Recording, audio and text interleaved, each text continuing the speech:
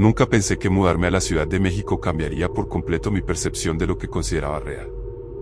Mi nombre es Diego, soy ingeniero industrial, y lo que voy a contarles sucedió durante los primeros meses de 2024, cuando conseguí trabajo en una empresa manufacturera ubicada en la colonia Doctores. La búsqueda de departamento había sido frustrante. Los precios en las zonas céntricas resultaban prohibitivos para mi salario de recién egresado del Tecnológico de Monterrey. Después de semanas revisando anuncios en segunda mano y Mercado Libre, finalmente encontré algo dentro de mi presupuesto, un departamento de 2 recámaras en un edificio de 4 pisos en la colonia Roma Norte, cerca del Metro Insurgentes. El edificio data de los años 60, construido con ese estilo arquitectónico típico de la época, fachada de ladrillo aparente, ventanas amplias con marcos de herrería pintados de verde musgo, y un patio central que conectaba todas las unidades. El propietario, el señor Ramírez, un hombre mayor de unos 70 años, me recibió con una sonrisa que no llegaba completamente a sus ojos. «Mira, muchacho», me dijo mientras subíamos las escaleras de cemento hacia el tercer piso, «este departamento lleva desocupado desde hace 8 meses. La renta está muy por debajo del precio de mercado porque, bueno, el anterior inquilino se fue de manera muy abrupta». Sus palabras me generaron cierta curiosidad, pero mi presupuesto limitado no me permitía ser demasiado selectivo. El departamento resultó ser amplio y luminoso, con vista hacia la calle Álvaro Obregón. Los pisos de mosaico estaban en buen estado, la cocina integral funcionaba perfectamente, y el baño había sido renovado recientemente. Todo parecía demasiado bueno para ser verdad. ¿Por qué se fue tan repentinamente el inquilino anterior?, pregunté mientras firmaba el contrato de arrendamiento. El señor Ramírez vaciló un momento, ajustándose los lentes y evitando el contacto visual directo. «Problemas familiares», murmuró finalmente. «A veces las cosas simplemente no funcionan». La mudanza transcurrió sin contratiempos. Contraté a unos cargadores de la central de abasto que me recomendó un compañero de trabajo, y en una mañana logramos subir todas mis pertenencias. Mi mobiliario era básico. Una cama individual que había comprado en Muebles Dico, un pequeño comedor de 4 sillas adquirido en Liverpool, una televisión Samsung de 32 pulgadas, y mi computadora de escritorio que había sido mi compañera durante toda la universidad. Las primeras 2 semanas transcurrieron de manera completamente normal. Establecí una rutina. Despertaba a las 6 de la mañana, desayunaba avena con plátano mientras veía las noticias en Canal 11, tomaba el metro línea 1 hacia el trabajo, regresaba alrededor de las 7 de la noche, cenaba algo simple como quesadillas o sopa de sobre, y me quedaba hasta tarde navegando en internet o viendo series en Netflix. El primer indicio de que algo no estaba completamente bien ocurrió un martes por la noche. Había llegado tarde del trabajo debido a una junta extraordinaria sobre un proyecto de optimización de procesos. Eran aproximadamente las 10:30 cuando inserté la llave en la cerradura de mi departamento. Al girar la manija, noté que la puerta se abría con mayor facilidad de la habitual, como si no hubiera estado completamente cerrada. Inicialmente pensé que tal vez había tenido prisa esa mañana y no había verificado que la cerradura encajara adecuadamente. Entré al departamento encendiendo la luz del recibidor, pero algo en el ambiente se sentía diferente. El aire parecía más denso, cargado de una humedad que no había percibido anteriormente. Revisé meticulosamente cada habitación. Todo estaba exactamente en su lugar, mi laptop cerrada sobre el escritorio, los platos limpios en el escurridor de la cocina, la cama tendida tal como la había dejado esa mañana. No había señales evidentes de que alguien hubiera entrado, pero una sensación persistente de invasión permanecía en mi mente. Esa noche tuve dificultades para conciliar el sueño. Me quedé despierto hasta casi las 2 de la madrugada, aguzando el oído ante cualquier sonido inusual. El edificio tenía sus propios ruidos nocturnos, el zumbido del refrigerador, el ocasional paso de automóviles por la avenida, el ladrido lejano de perros callejeros. Pero entre estos sonidos familiares, ocasionalmente percibía algo más, un roce muy sutil, como si alguien arrastrara suavemente los pies sobre el piso de arriba. Al principio lo atribuía a los inquilinos del 4º piso. Sin embargo, días después me enteré por la señora García, quien vivía en el departamento de al lado, que el 4º piso había estado completamente desocupado durante los últimos 6 meses. Completamente desocupado. Le pregunté mientras coincidíamos en el buzón de correspondencia. Sí, mijito, confirmó mientras organizaba sus cartas del Banco Azteca y unos folletos de Electra. Los últimos inquilinos se fueron el año pasado. Desde entonces, el señor Ramírez no ha conseguido rentarlo. Esta información me desconcertó profundamente. Si el cuarto piso estaba vacío, ¿qué explicaba los sonidos que había estado escuchando? Durante los días siguientes, comencé a prestar mayor atención a los ruidos del edificio. Los sonidos que había interpretado como pasos provenientes del piso superior continuaban presentándose de manera irregular, principalmente entre las 11 de la noche y las 2 de la madrugada.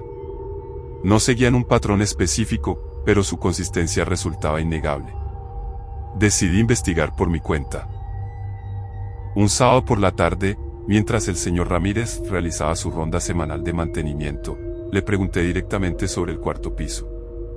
Efectivamente está desocupado, confirmó mientras revisaba las tuberías del patio central. He tenido algunos interesados, pero cuando suben a verlo, siempre encuentran algún pretexto para no rentarlo. ¿Hay algún problema específico con ese departamento? Su expresión se volvió evasiva nuevamente.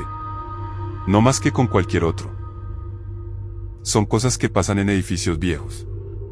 Esa respuesta no me satisfizo en absoluto. Esa misma tarde, decidí subir al cuarto piso para investigar personalmente.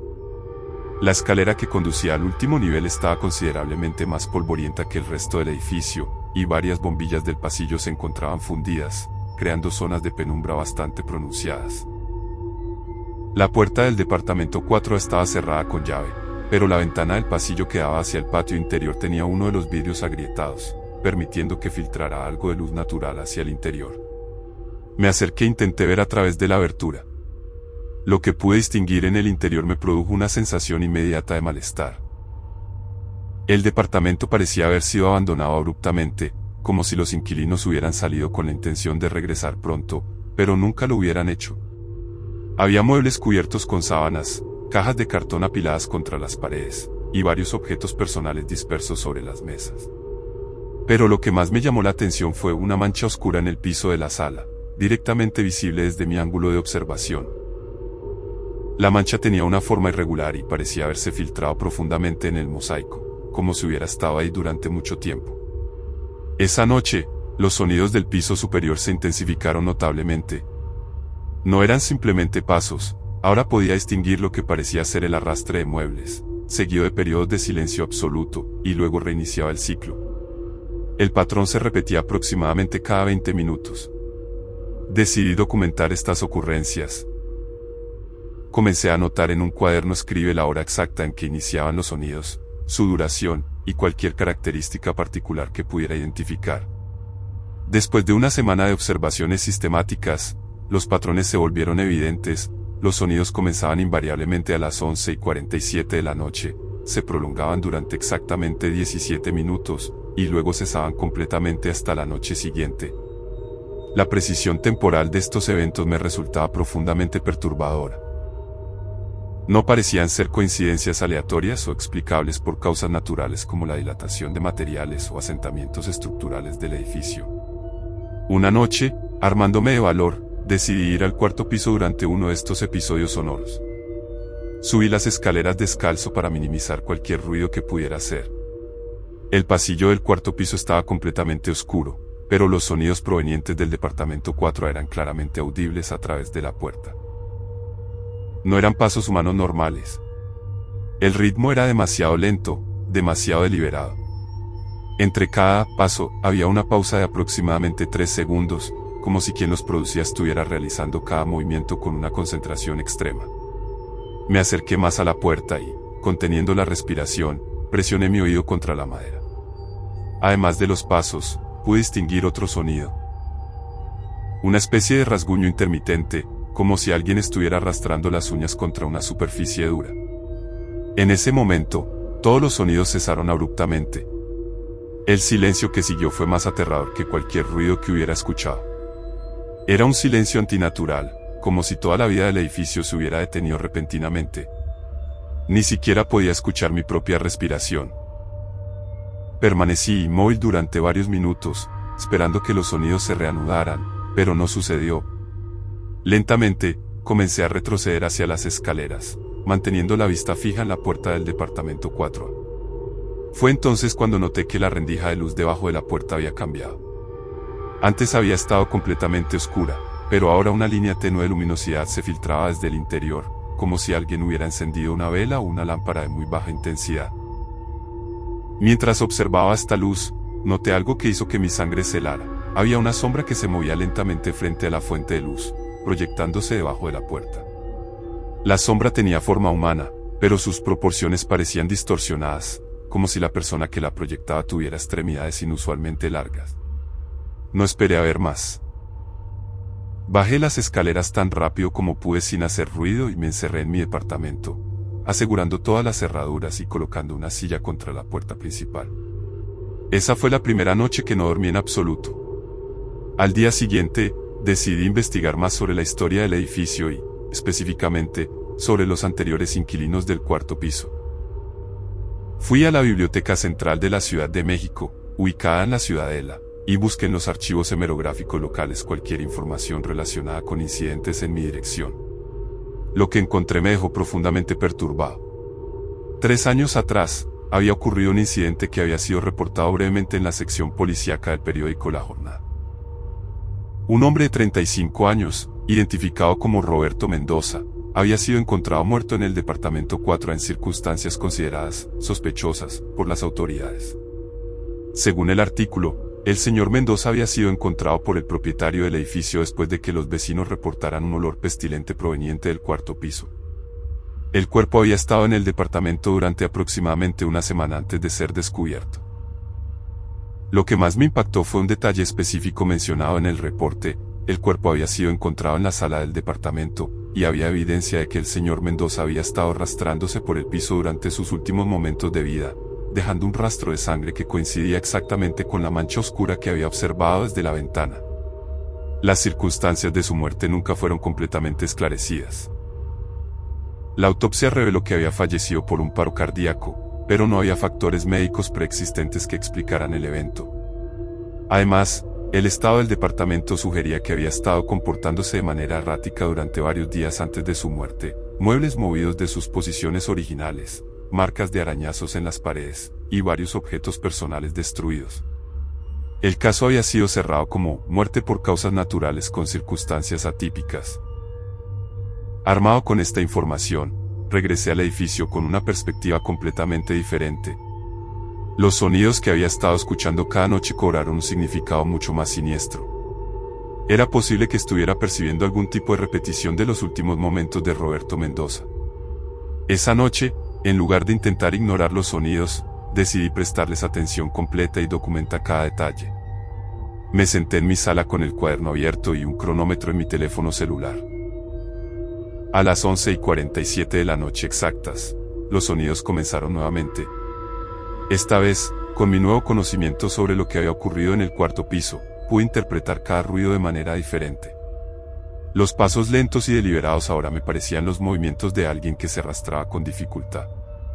Los periodos de silencio correspondían posiblemente a momentos de agotamiento extremo. Los sonidos de rasguño eran consistentes con alguien intentando aferrarse a superficies para impulsarse hacia adelante. Pero lo más perturbador era que estos sonidos parecían seguir una ruta específica a través del departamento superior. Comenzaban en lo que sería la recámara principal, se dirigían lentamente hacia el pasillo, y culminaban en la sala, exactamente donde había sido encontrado el cuerpo de Roberto Mendoza. Durante las siguientes semanas, los eventos se intensificaron gradualmente. Los sonidos comenzaron a ocurrir no solo durante el horario habitual, sino también en momentos aleatorios durante el día. Además, empecé a notar otros fenómenos que no podía explicar racionalmente. Las luces de mi departamento comenzaron a parpadear de manera irregular, especialmente durante las horas en que se producían los sonidos del piso superior. Mi televisión ocasionalmente se encendía por sí sola, siempre sintonizada en canales con estática. El agua del grifo de la cocina a veces salía con un tinte rojizo que desaparecía después de dejarla correr durante unos minutos. Pero el evento que finalmente me convenció de que algo genuinamente anormal estaba ocurriendo sucedió un jueves por la noche, exactamente 6 semanas después de haberme mudado al edificio. Había llegado tarde del trabajo nuevamente, esta vez debido a un problema técnico con una de las máquinas de la planta que había requerido varias horas adicionales para resolverse. Eran casi las 11 de la noche cuando finalmente llegué a mi departamento, exhausto física y mentalmente. Preparé una cena rápida, un sándwich de jamón de pavo que había comprado en Superama y un vaso de jugo de naranja Jumex. Me senté en mi pequeño comedor a comer mientras revisaba algunos emails del trabajo en mi laptop. Fue entonces cuando escuché algo que nunca había percibido antes, pasos bajando por las escaleras desde el cuarto piso.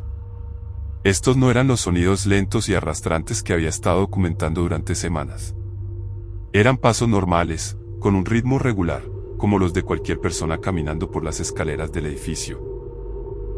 Me levanté inmediatamente y me acerqué a la puerta de mi departamento. Los pasos continuaron bajando, pasaron frente a mi puerta, y siguieron hacia el segundo piso. Pude rastrear su progresión por el sonido, llegaron al segundo piso, caminaron por el pasillo, y luego comenzaron a bajar hacia el primer piso. Sin embargo, cuando los pasos deberían haber llegado al primer piso, simplemente cesaron. No hubo el sonido de una puerta abriéndose o cerrándose, ni pasos dirigiéndose hacia la salida del edificio. Simplemente se detuvieron, como si quien los hubiera estado produciendo hubiera desaparecido repentinamente. Esperé varios minutos antes de abrir mi puerta y asomarme al pasillo. El edificio estaba completamente silencioso y vacío. No había nadie en las escaleras, ni evidencia de que alguien hubiera pasado por ahí recientemente. Al día siguiente, pregunté discretamente a la señora García si había escuchado pasos en las escaleras la noche anterior. No, mijito, me respondió mientras regaba las plantas de su balcón. Yo me acuesto temprano, pero generalmente escucho cuando la gente sube o baja. Anoche no escuché nada inusual. Esta respuesta me preocupó profundamente. Si los pasos habían sido lo suficientemente claros para que yo los escuchara desde mi departamento, deberían haber sido audibles para los demás inquilinos también. Comencé a cuestionar seriamente mi estabilidad mental. Era posible que el estrés del nuevo trabajo, combinado con la presión de vivir solo por primera vez, estuviera causando algún tipo de episodio psicológico. Decidí buscar ayuda profesional. Hice una cita con un psicólogo en una clínica del Instituto Mexicano del Seguro Social. Durante la consulta, describí todos los eventos que había estado experimentando, desde los sonidos nocturnos hasta los pasos en las escaleras. El doctor Fernández, un hombre de mediana edad con una actitud profesional pero comprensiva, me escuchó atentamente sin interrumpir. Diego, me dijo finalmente, los síntomas que describes podrían estar relacionados con diversos factores. Estrés laboral, ansiedad por el cambio de residencia, o incluso problemas de sueño que podrían estar causando percepciones alteradas de la realidad. Me prescribió un suave medicamento para la ansiedad y me recomendó intentar técnicas de relajación antes de dormir. También sugirió que considerara la posibilidad de conseguir un compañero de departamento para reducir la sensación de aislamiento. Seguí sus recomendaciones diligentemente. Comencé a tomar el medicamento según las indicaciones, practiqué ejercicios de respiración cada noche, incluso publiqué anuncios en grupos de Facebook para encontrar un posible roommate. Sin embargo, los eventos no solo continuaron, sino que se volvieron más específicos y personalizados. Una noche, mientras intentaba dormirme utilizando las técnicas de relajación que había aprendido, escuché algo que me heló la sangre, mi nombre siendo susurrado desde algún lugar dentro del departamento. Diego. Diego. La voz era apenas audible, como si alguien estuviera hablando desde muy lejos o a través de una pared gruesa. No podía determinar su origen exacto, pero parecía moverse lentamente por todo el departamento. Me quedé completamente inmóvil en mi cama, conteniendo la respiración y aguzando el oído. La voz continuó durante aproximadamente 5 minutos, repitiendo mi nombre con intervalos irregulares. En la mañana, intenté racionalizar la experiencia. Tal vez había sido un sueño particularmente vívido, o algún ruido externo que mi mente había interpretado erróneamente como mi nombre. Pero cuando llegué a casa del trabajo ese día, encontré algo que hizo que todas mis explicaciones racionales se desvanecieran. Había una nota escrita a mano sobre mi mesa de comedor. La nota estaba escrita en una letra temblorosa y casi ilegible: no deberías estar aquí. Inmediatamente revisé todas las cerraduras del departamento. Estaban intactas. Las ventanas estaban cerradas desde el interior. No había evidencia de que alguien hubiera forzado la entrada.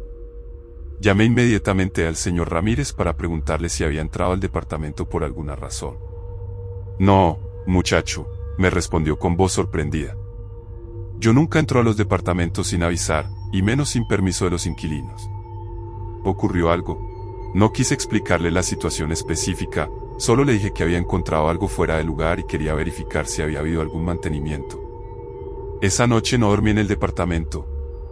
Me quedé en casa de un compañero de trabajo en la colonia Condesa, inventando una excusa sobre problemas con la calefacción.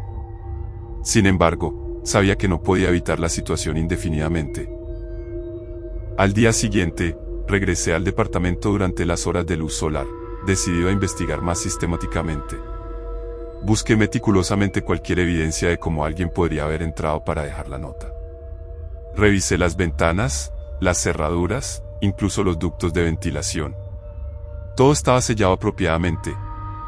Fue entonces cuando recordé la ventana agrietada del cuarto piso que daba al patio interior.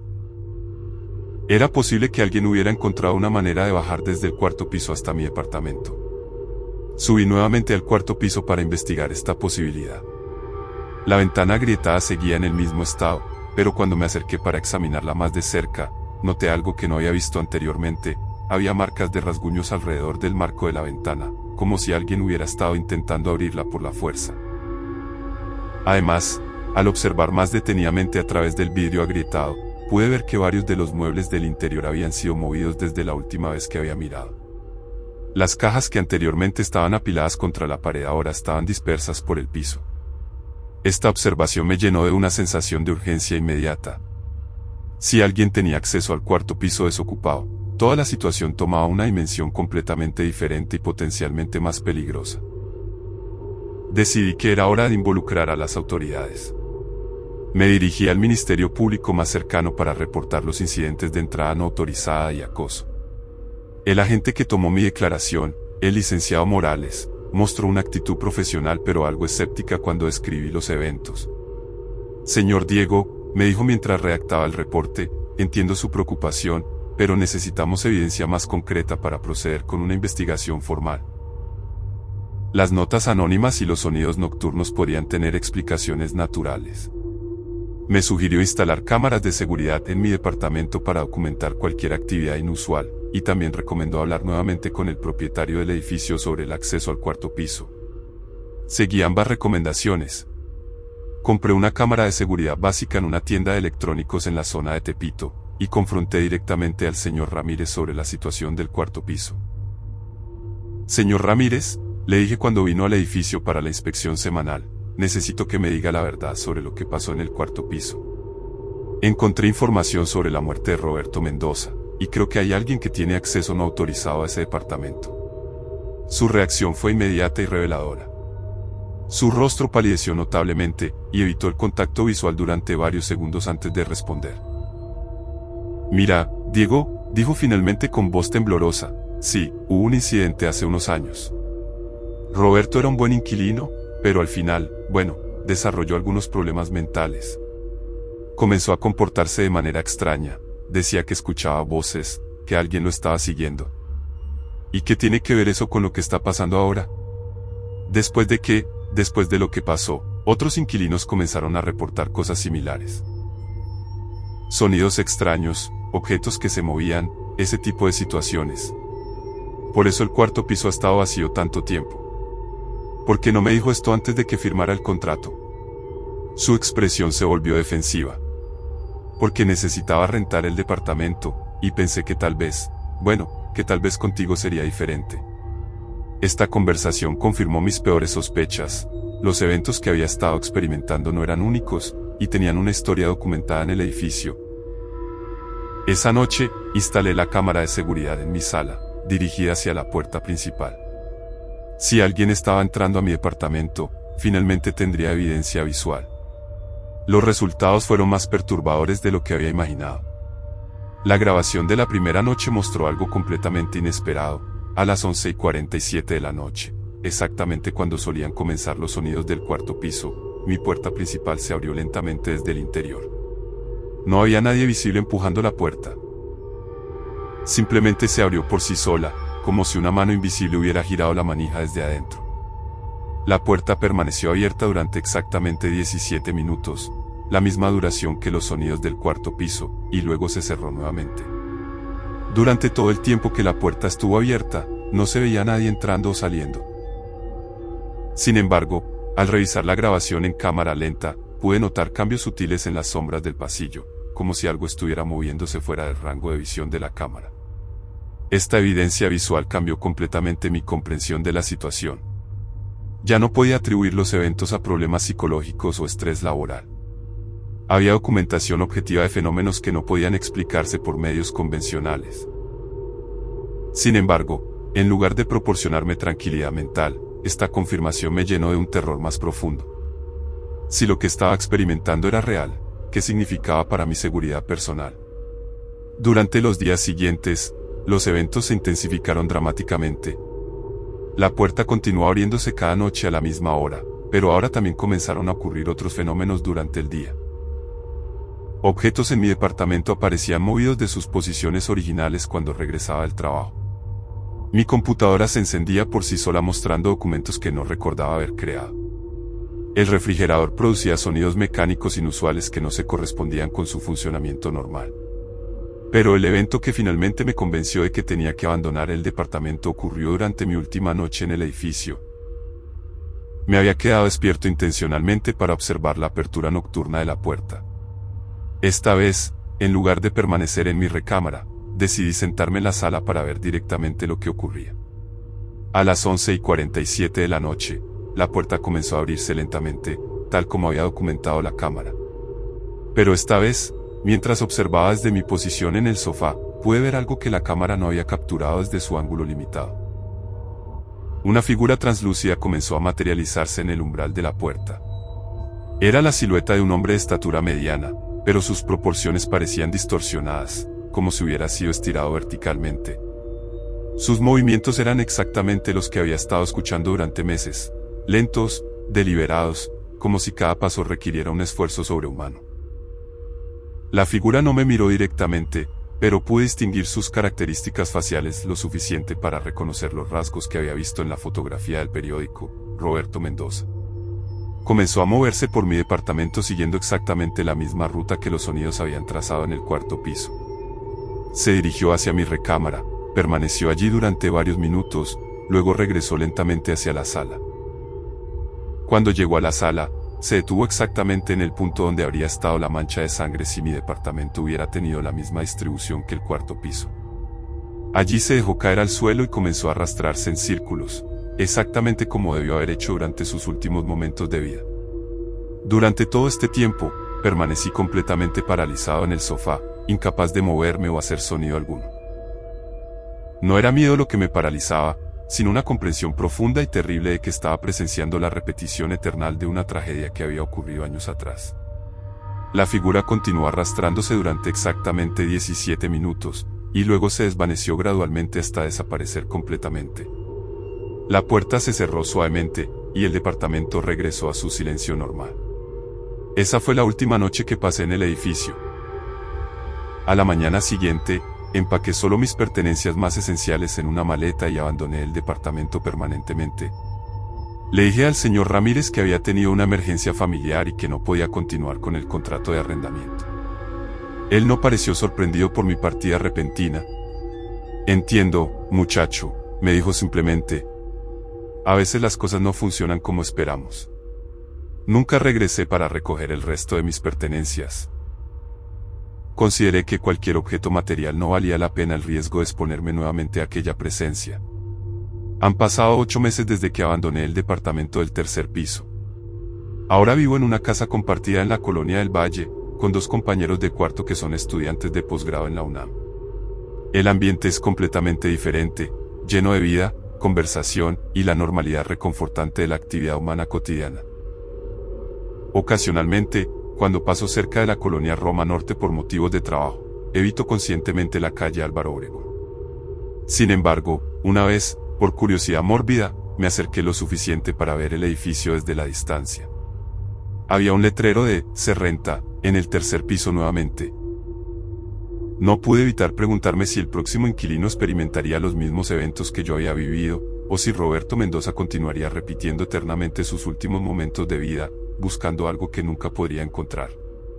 Algunas noches, especialmente cuando llueve y el sonido del agua contra las ventanas me recuerda al ambiente de aquel departamento, aún puedo escuchar débilmente el eco de esos pasos lentos y deliberados.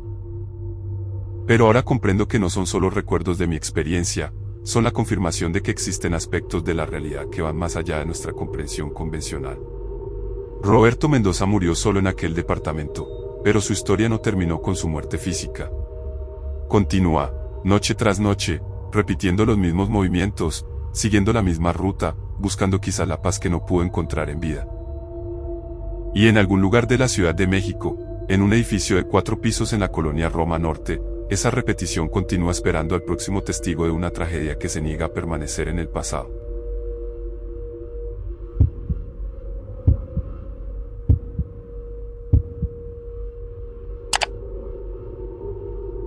Mi nombre es Valentina, tengo 28 años, y trabajo como enfermera en el Hospital Italiano de Buenos Aires. Lo que voy a relatarle sucedió durante el invierno de 2024, específicamente durante las primeras semanas de julio, cuando los turnos nocturnos en el hospital se volvieron más frecuentes debido a una epidemia de gripe que había saturado el sistema de salud porteño. Vivo en el barrio de San Telangio, en un departamento de 2 ambientes que alquilo desde hace 3 años en la calle Defensa, a pocas cuadras del famoso mercado dominical. Para llegar al hospital, ubicado en Almagro, debo tomar el subte línea desde la estación Plaza de Mayo hasta la estación Medrano, un viaje que normalmente demora unos 25 minutos durante las horas pico. El problema comenzó cuando mi supervisor, el doctor Herrera, me asignó permanentemente el turno de noche debido a mi experiencia en cuidados intensivos. Esto significaba que mi horario de trabajo se extendía desde las 10 de la noche hasta las 6 de la madrugada, lo cual implicaba regresar a casa cuando el sistema de transporte público funcionaba con frecuencia muy reducida. La línea del subte porteño, que es la más antigua del sistema y fue inaugurada en 1913, mantiene un servicio limitado durante las primeras horas de la madrugada.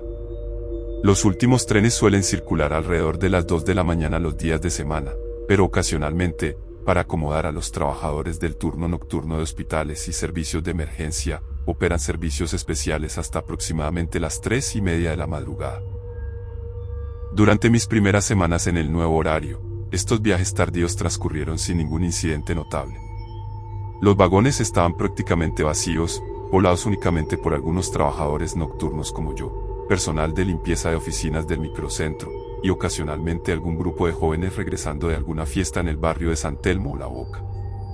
La primera anomalía que noté ocurrió durante mi tercera semana en el turno nocturno. Era aproximadamente las 2:15 de la madrugada cuando abordé el tren en la estación Medrano. El vagón estaba completamente vacío excepto por un hombre mayor sentado en el extremo opuesto, leyendo un periódico Clarín que parecía ser de varios días atrás. Durante el viaje, observé discretamente al señor mientras revisaba algunos apuntes de mi turno en el hospital. Había algo peculiar en su apariencia que no podía identificar exactamente. Su vestimenta parecía ligeramente desfasada temporalmente, llevaba un traje gris de corte clásico que me recordaba a las fotografías de Buenos Aires de los años 50, combinado con zapatos de cuero negro perfectamente lustrados pero con un estilo que ya no se veía frecuentemente en las calles contemporáneas. Lo que más me llamó la atención era su comportamiento durante el viaje. A pesar de que el tren se detenía en cada estación siguiendo su recorrido normal, él nunca levantaba la vista de su periódico para verificar en qué estación nos encontrábamos. Tampoco parecía inmutarse por los anuncios pregrabados que indicaban el nombre de cada parada. Cuando llegamos a la estación Piedras, que es anterior a Plaza de Mayo donde yo debía descender, el hombre cerró su periódico cuidadosamente, se levantó de su asiento y caminó hacia la puerta. Sus movimientos eran deliberados pero silenciosos. No escuché el sonido de sus pasos sobre el piso metálico del vagón. Después de que él descendió, me acerqué al asiento donde había estado sentado para recoger mi cartera, que había caído al suelo durante una de las frenadas del tren. Fue entonces cuando noté algo extraño. El asiento conservaba una temperatura notablemente fría, como si nadie hubiera estado sentado allí durante todo el viaje. Inicialmente, no le di mayor importancia al incidente. Buenos Aires es una ciudad con más de 3 millones de habitantes, y la diversidad de personas que utilizan el transporte público incluye todo tipo de caracteres peculiares. Atribuí la experiencia a mi cansancio después de un turno particularmente demandante en el hospital. Sin embargo, durante las noches siguientes, comencé a encontrarme con el mismo hombre en situaciones similares. Siempre estaba presente en el último tren de la noche, siempre leyendo el mismo periódico Clarín, siempre descendiendo en la estación Piedras. La segunda vez que lo vi, presté mayor atención a los detalles de su apariencia. Su cabello estaba peinado con una raya lateral perfectamente definida y fijado con lo que parecía ser brillantina, un estilo que había sido popular varias décadas atrás. Sus manos, que sostenían el periódico, eran inusualmente pálidas y parecían tener una textura casi cerosa. Además, noté que su periódico, a pesar de ser aparentemente el mismo cada noche, nunca mostraba signos de desgaste o manipulación previa. Las páginas se veían tan crujientes y nuevas como si hubiera sido comprado esa misma mañana. Durante mi quinta aparición del hombre, decidí intentar una aproximación más directa. Cuando abordé el tren en Medrano, deliberadamente elegí un asiento más cercano al suyo, aproximadamente a 3 metros de distancia. Disculpe, le dije en voz moderada, ¿sabe usted si hay algún cambio en los horarios del subte para la semana próxima? Él no respondió. Ni siquiera levantó la vista de su periódico. Era como si mi pregunta no hubiera llegado a sus oídos, o como si yo simplemente no existiera en su percepción. Repetí la pregunta ligeramente más fuerte, pensando que tal vez tenía problemas auditivos relacionados con su edad avanzada. Nuevamente, no hubo respuesta alguna. Durante el resto del viaje, intenté llamar su atención de diversas maneras. Tosí deliberadamente, moví mi cartera para producir sonidos metálicos, incluso dejé caer mi teléfono celular al suelo. Ninguna de estas acciones provocó la más mínima reacción de su parte. Cuando llegamos a la estación Piedras, él repitió exactamente la misma rutina, cerró el periódico, se levantó, caminó hacia la puerta, y descendió del tren. Sus movimientos eran idénticos a las noches anteriores, como si siguiera una coreografía meticulosamente ensayada. Esa noche, cuando llegué a mi departamento, no pude conciliar el sueño inmediatamente. Me quedé despierta reflexionando sobre las extrañas coincidencias que había estado observando. ¿Era posible que el mismo hombre tomara el mismo tren todas las noches a la misma hora? ¿Y por qué parecía completamente ajeno a mi presencia? Al día siguiente, durante mi descanso en el hospital, decidí investigar un poco sobre la historia de la línea del subte. Utilicé la computadora de la sala de enfermeras para buscar información en los archivos digitales de la Biblioteca Nacional y en sitios web dedicados a la historia del transporte público porteño. Lo que descubrí me proporcionó un contexto inquietante para mis experiencias recientes. La línea había sido el escenario de varios accidentes e incidentes significativos a lo largo de su historia. El más notable había ocurrido en 1952, cuando un tren había descarrilado cerca de la estación Piedras debido a un fallo mecánico en el sistema de frenos. El accidente había resultado en múltiples víctimas, incluyendo varios fallecidos. Entre las víctimas fatales se encontraba un empleado del Banco de la Nación Argentina llamado Horacio Mendizábal, de 53 años, quien regresaba a su casa en San Telmo después de trabajar hasta tarde organizando documentos relacionados con un préstamo importante para una empresa textil. Según los reportes del periódico La Prensa de esa época, el señor Mendizábal había sido encontrado en su asiento, aún sosteniendo el periódico Clarín que había estado leyendo durante el viaje. Los testigos describían que parecía haber permanecido consciente hasta el momento del impacto, ya que sus lentes se encontraron perfectamente colocados y el periódico estaba cuidadosamente doblado en sus manos. La descripción física de Horacio Mendizábal, incluida en el artículo del periódico, coincidía de manera inquietante con el hombre que había estado viendo en el subte. Estatura mediana, cabello gris peinado con raya lateral, complexión delgada, y una predilección por trajes de corte clásico. Armada con esta información, regresé al trabajo esa noche con una perspectiva completamente diferente sobre mis encuentros nocturnos. Si mis sospechas eran correctas, había estado compartiendo el vagón con el espíritu de alguien que había fallecido en circunstancias trágicas más de 70 años atrás. Esa noche, cuando abordé el tren en la estación Medrano, el hombre estaba nuevamente presente en su ubicación habitual. Esta vez, sin embargo, observé detalles que anteriormente había pasado por alto. Su respiración era completamente inaudible. Durante todo el viaje, que duraba aproximadamente 25 minutos, no lo vi parpadear ni una sola vez. El periódico que sostenía nunca se movía, como si sus manos estuvieran completamente inmóviles. Además, noté que su reflejo en las ventanas del vagón era considerablemente más tenue que el mío. Mientras mi imagen se reflejaba claramente en el vidrio, la suya parecía estar parcialmente desvanecida, como si fuera una doble exposición fotográfica. Cuando llegamos a la estación Piedras, decidí seguirlo para ver hacia dónde se dirigía después de descender del tren. Esperé hasta que él se levantó y comenzó a caminar hacia la puerta, luego lo seguía a una distancia prudente. Él bajó del tren y caminó por el andén hacia la escalera mecánica que conducía hacia la salida de la estación. Sin embargo, cuando llegó al pie de la escalera, simplemente se detuvo. Permaneció inmóvil durante aproximadamente 30 segundos, y luego comenzó a desvanecerse gradualmente hasta desaparecer completamente. El proceso de desaparición fue gradual pero inequívoco. Primero, sus contornos se volvieron borrosos, como si estuviera perdiendo definición. Luego, su figura se volvió cada vez más translúcida hasta que finalmente no quedó rastro alguno de su presencia. Permanecí en el andén durante varios minutos después de su desaparición, intentando procesar lo que había presenciado. No había duda de que había visto algo que desafiaba cualquier explicación convencional. Durante las noches siguientes, continué tomando el mismo tren, pero ahora con la certeza de que estaba viajando acompañada por el espíritu de Horacio Mendizábal. Su presencia se había vuelto predecible y, de manera extraña, reconfortante. Sabía exactamente qué esperar. Él estaría en el mismo asiento, leyendo el mismo periódico, descendiendo en la misma estación. Sin embargo, aproximadamente 2 semanas después de haber identificado su identidad, la situación comenzó a cambiar de maneras inquietantes. Una noche, cuando abordé el tren en Medrano, noté que había otros pasajeros además de Horacio. 3 personas estaban distribuidas por el vagón. Una mujer joven cerca de la puerta, un hombre de mediana edad hacia el centro, y una mujer mayor en el extremo opuesto.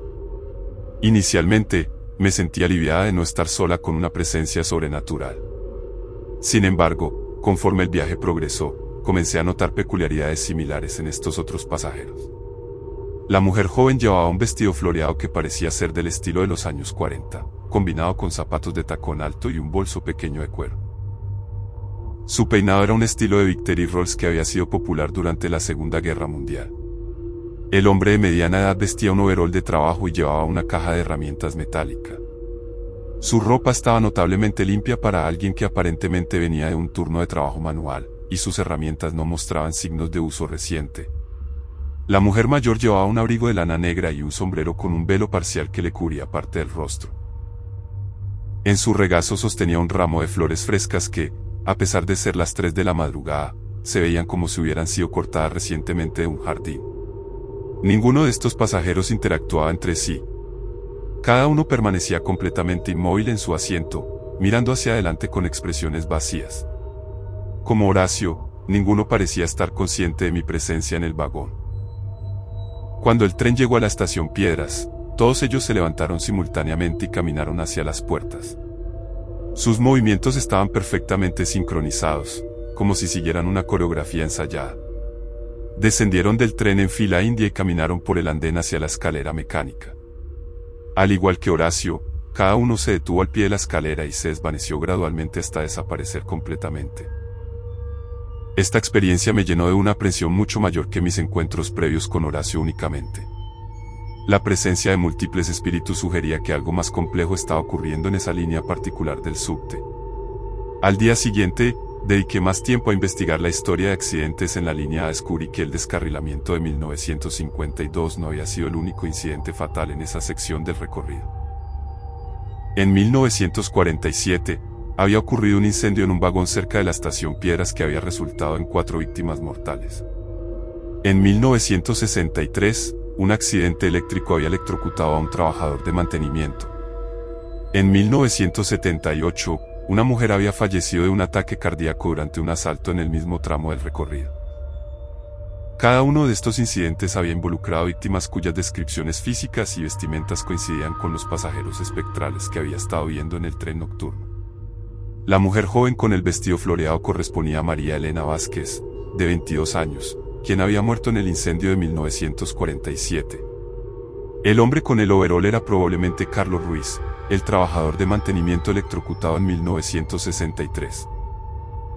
La mujer mayor con las flores era seguramente Esperanza Morales, quien había sufrido el ataque cardíaco en 1978 mientras llevaba flores para la tumba de su esposo en el cementerio de la Recoleta.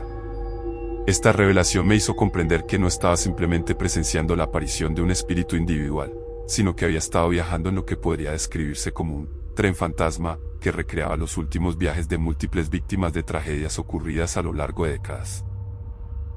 Durante las noches siguientes, el número de pasajeros espectrales continuó aumentando. Cada noche aparecían nuevas figuras, cada una vestida de acuerdo con la época de su muerte, cada una repitiendo los movimientos exactos de su último viaje en vida. Una noche, el vagón estaba completamente lleno de estos pasajeros fantasmales. Hombres en trajes de los años 30, mujeres con vestidos de los años 60, trabajadores con uniformes de diferentes épocas. Todos sentados en silencio, todos mirando hacia adelante, todos preparándose para descender en la estación Piedras. La atmósfera del vagón se había vuelto opresiva. La temperatura había bajado considerablemente, y podía ver mi aliento formando pequeñas nubes de vapor en el aire frío. Las luces fluorescentes del tren parpadeaban irregularmente, creando un efecto estroboscópico que hacía que los movimientos de los pasajeros espectrales parecieran entrecortados y poco naturales. Fue entonces cuando noté que había un asiento vacío directamente frente al mío. Era el único asiento desocupado en todo el vagón, y tenía una placa pequeña de metal atornillada al respaldo.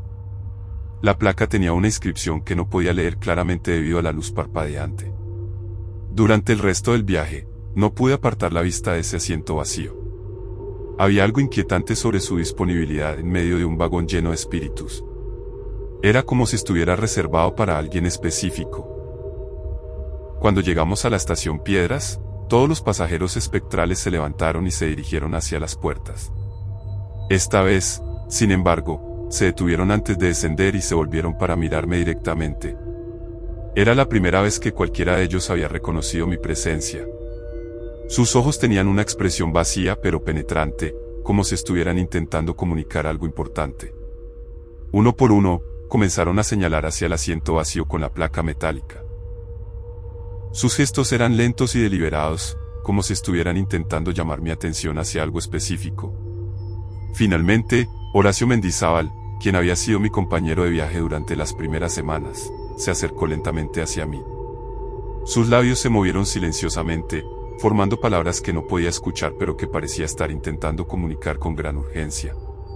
Leyendo sus labios, pude distinguir las palabras: no subas, mañana, no subas. Después de entregar este mensaje, él se volvió y siguió a los demás pasajeros fuera del vagón.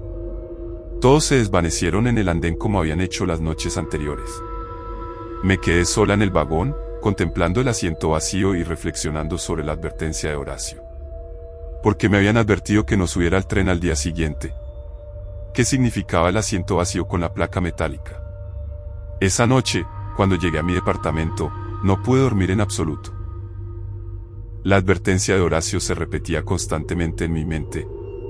Había desarrollado una confianza peculiar en su presencia durante las semanas anteriores, y su urgencia al entregarme el mensaje me convencía de que debía tomarlo seriamente. Al día siguiente, decidí no tomar el tren nocturno. En lugar de eso, me quedé en el hospital hasta que comenzó el servicio diurno del subte, aproximadamente a las 5:30 de la mañana, y luego regresé a casa en un vagón lleno de trabajadores matutinos y estudiantes. 2 días después, mientras leía el periódico durante mi descanso en el hospital, encontré un artículo que me heló la sangre. El titular decía: accidente fatal en el subte, enfermera muere electrocutada en la línea A. El artículo describía cómo una enfermera del hospital italiano, Valentina Moreno, de 28 años, había fallecido después de tocar accidentalmente un cable expuesto en el vagón del último tren de la noche. El accidente había ocurrido exactamente en la noche que Horacio me había advertido que no tomara el tren. Pero el nombre en el artículo era el mío. Con manos temblorosas, revisé la fecha del periódico. Era correcta. Luego revisé los detalles del accidente. Había ocurrido en el mismo tren que yo tomaba habitualmente, en el mismo horario, en la misma ruta. Según el artículo, mi cuerpo había sido encontrado en el asiento directamente frente al que yo siempre ocupaba, el asiento vacío con la placa metálica que había notado la noche anterior. Comprendí entonces que había estado viajando no solo con los espíritus de víctimas pasadas, sino que había estado presenciando mi propio futuro. Los pasajeros espectrales habían intentado advertirme sobre un destino que podría haber sido inevitable si no hubiera prestado atención a su mensaje. La placa metálica en el asiento vacío había estado esperando mi nombre. Esa tarde, renuncié a mi puesto en el hospital italiano y solicité un traslado a un hospital en Córdoba, lejos de Buenos Aires y del sistema de subtes que casi se había convertido en mi tumba. Han pasado 6 meses desde estos eventos. Ahora trabajo en un hospital más pequeño en las afueras de Córdoba, donde el transporte público consiste principalmente en ómnibus urbanos que funcionan durante horarios normales.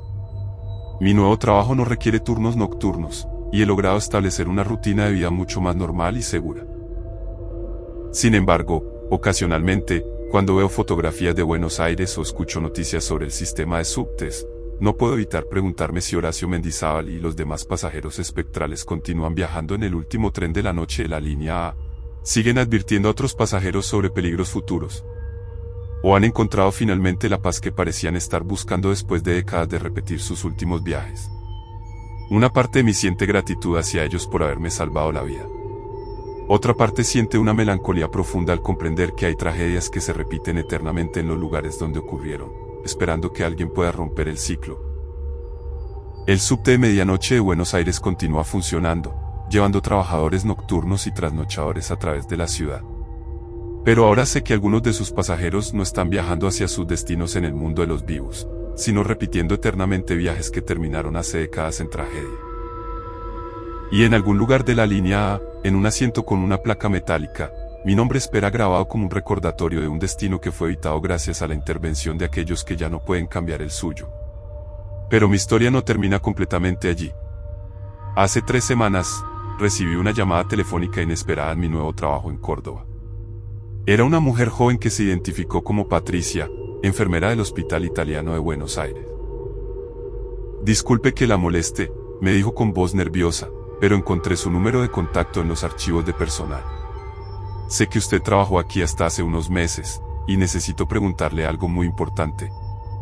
Me explicó que había comenzado a trabajar el turno nocturno hacía pocas semanas, y que utilizaba la línea A para regresar a su casa después del trabajo. Había comenzado a experimentar encuentros extraños con pasajeros que parecían no pertenecer completamente a la realidad contemporánea. Hay un hombre mayor que siempre está leyendo el mismo periódico, me describió. Y otras personas vestidas de manera extraña. Todos bajan en la estación Piedras, pero cuando lo sigo, simplemente desaparece. Su descripción era idéntica a mis propias experiencias. Patricia, le dije cuidadosamente, quiero que me escuche muy atentamente. Si alguna vez esas personas te miran directamente, si intentan comunicarse contigo, especialmente si te advierten sobre algo, debes hacerles caso inmediatamente. Le conté mi historia completa, desde los primeros encuentros con Horacio hasta la advertencia que me salvó la vida. Al principio, pude escuchar su escepticismo a través del teléfono, pero conforme continué escribiendo detalles específicos que ya había experimentado, su incredulidad se transformó en reconocimiento y luego en miedo. ¿Cree usted que ellos, que están intentando protegerme de algo?, me preguntó finalmente. Creo que están atrapados repitiendo sus últimas noches de vida, le respondí. Pero también creo que mantienen algún nivel de conciencia sobre los peligros que pueden acechar a otros. Si te advierten sobre algo, no lo dudes ni por un segundo. Acordamos que me llamaría inmediatamente si experimentaba cualquier tipo de comunicación directa con los pasajeros espectrales. No he vuelto a saber de Patricia desde esa llamada. 3 días después de nuestra conversación, leí en los periódicos digitales de Buenos Aires sobre un incidente en la línea A. Un vagón había experimentado un fallo eléctrico menor durante las primeras horas de la madrugada, pero afortunadamente no había resultado en víctimas. El servicio había sido suspendido temporalmente esa noche específica para realizar reparaciones de emergencia. No sé si Patricia recibió alguna advertencia de los pasajeros espectrales esa noche, o si simplemente tuvo la suerte de no estar trabajando. Pero el hecho de que no hubiera víctimas me hace creer que quizás el ciclo de tragedias finalmente había sido interrumpido. A veces, durante las noches tranquilas en Córdoba, mientras regreso a casa caminando por calles bien iluminadas bajo el cielo estrellado de la provincia, reflexiono sobre la naturaleza de las segundas oportunidades y la responsabilidad que conlleva sobrevivir cuando otros no pudieron hacerlo. Horacio Mendizábal y los demás pasajeros del subte de medianoche continúan viajando en la línea A, pero ahora comprendo que su presencia no es simplemente una repetición sin sentido de sus tragedias pasadas. Son guardianes silenciosos, advertencias vivientes que intentan evitar que otros compartan su destino. Y mientras el subte de medianoche continúa su recorrido eterno, ya consigo no solo el peso de las tragedias pasadas, sino también la esperanza de que el futuro puede ser diferente para aquellos que están dispuestos a escuchar las advertencias de quienes ya no pueden hablar. Pero mi historia con el subte no terminó completamente con mi mudanza a Córdoba. Hace 2 meses, recibí un paquete inesperado en mi nueva dirección. No tenía remitente identificado, solo mi nombre y dirección escritos con una caligrafía anticuada que me resultó vagamente familiar. Dentro del paquete encontré un objeto que me dejó profundamente conmovida. Era el periódico Clarín que Horacio había estado leyendo durante todas nuestras noches compartidas en el subte. El periódico estaba fechado el 15 de marzo de 1952, exactamente el día anterior al accidente que había cobrado su vida. Las páginas se veían tan frescas y nuevas como si hubiera sido impreso esa misma mañana, a pesar de tener más de 70 años de antigüedad. Junto con el periódico había una nota escrita en la misma caligrafía anticuada: gracias por escuchar. Ya no necesitamos advertir a nadie más. Hemos encontrado la paz. Entendí inmediatamente el significado del mensaje. Los pasajeros espectrales del subte de medianoche habían completado finalmente su propósito. Después de décadas de repetir sus últimos viajes e intentar advertir a los vivos sobre peligros futuros, habían logrado interrumpir el ciclo de tragedias y ahora podían descansar. Esa noche, por primera vez desde mi mudanza a Córdoba, soñé con Buenos Aires. Pero no fue una pesadilla sobre trenes fantasma o presencias espectrales. Soñé con la línea funcionando normalmente, llena de trabajadores nocturnos, estudiantes y ciudadanos comunes que viajaban seguros a sus destinos. En mi sueño, los últimos trenes de la noche transportaban únicamente a los vivos, y las estaciones estaban llenas de la actividad normal de una ciudad que nunca duerme completamente. No había sombras que se desvanecían en los andenes, ni susurros de advertencia en el aire nocturno. Era una visión de Buenos Aires en paz consigo misma, donde el pasado y el presente habían encontrado finalmente una coexistencia armoniosa. Al despertar, supe con absoluta certeza que mi experiencia en el subte de medianoche había llegado a su conclusión natural. Los espíritus de Horacio Mendizábal, María Elena Vázquez, Carlos Ruiz, Esperanza Morales, y todos los demás pasajeros espectrales habían cumplido su misión de proteger a los vivos y ahora habían encontrado el descanso que habían estado buscando durante décadas.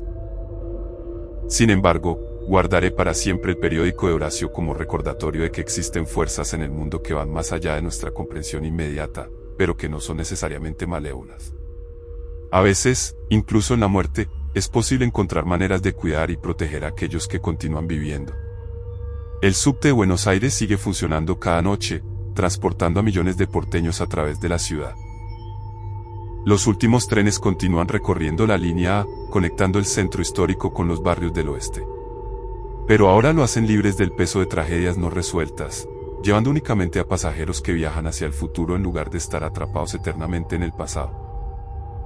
Y en algún lugar del tiempo y el espacio, Horacio Mendizábal finalmente ha podido terminar de leer su periódico el 15 de marzo de 1952, conociendo las noticias de un día que nunca pudo vivir completamente, pero sabiendo que su vigilia eterna ha servido para proteger a generaciones de viajeros nocturnos que vinieron después de él. La línea del subte porteño continúa siendo la más antigua del sistema, con sus vagones que llevan las historias de más de un siglo de vida urbana. Pero ahora estas historias incluyen no solo las tragedias del pasado, sino también la redención que viene cuando los muertos pueden finalmente encontrar maneras de servir a los vivos, y cuando los vivos pueden encontrar maneras de honrar a los muertos. En mi nueva vida en Córdoba, cada vez que escucho el silbato distante de un tren o veo las luces de un tranvía nocturno, recuerdo mi tiempo en el subte de medianoche de Buenos Aires. No con terror o nostalgia, sino con gratitud profunda por haber sido testigo de una de las formas más puras de amor que existe, el amor que trasciende la muerte para proteger a los inocentes. El último tren de la noche continúa su recorrido por los túneles subterráneos de Buenos Aires, pero ahora lleva únicamente esperanzas, sueños y la promesa de que cada viaje terminará de manera segura. Y eso, en sí mismo, es el milagro más hermoso que pude haber presenciado durante mis noches viajando entre el mundo de los vivos y el reino de aquellos que nunca pudieron terminar completamente su último viaje a casa. La estación Piedras ya no es un lugar donde los espíritus se desvanecen en la eternidad. Ahora es simplemente otra parada en el camino hacia el hogar, donde los únicos pasajeros que descienden son aquellos que han llegado vivos y seguros a su destino final.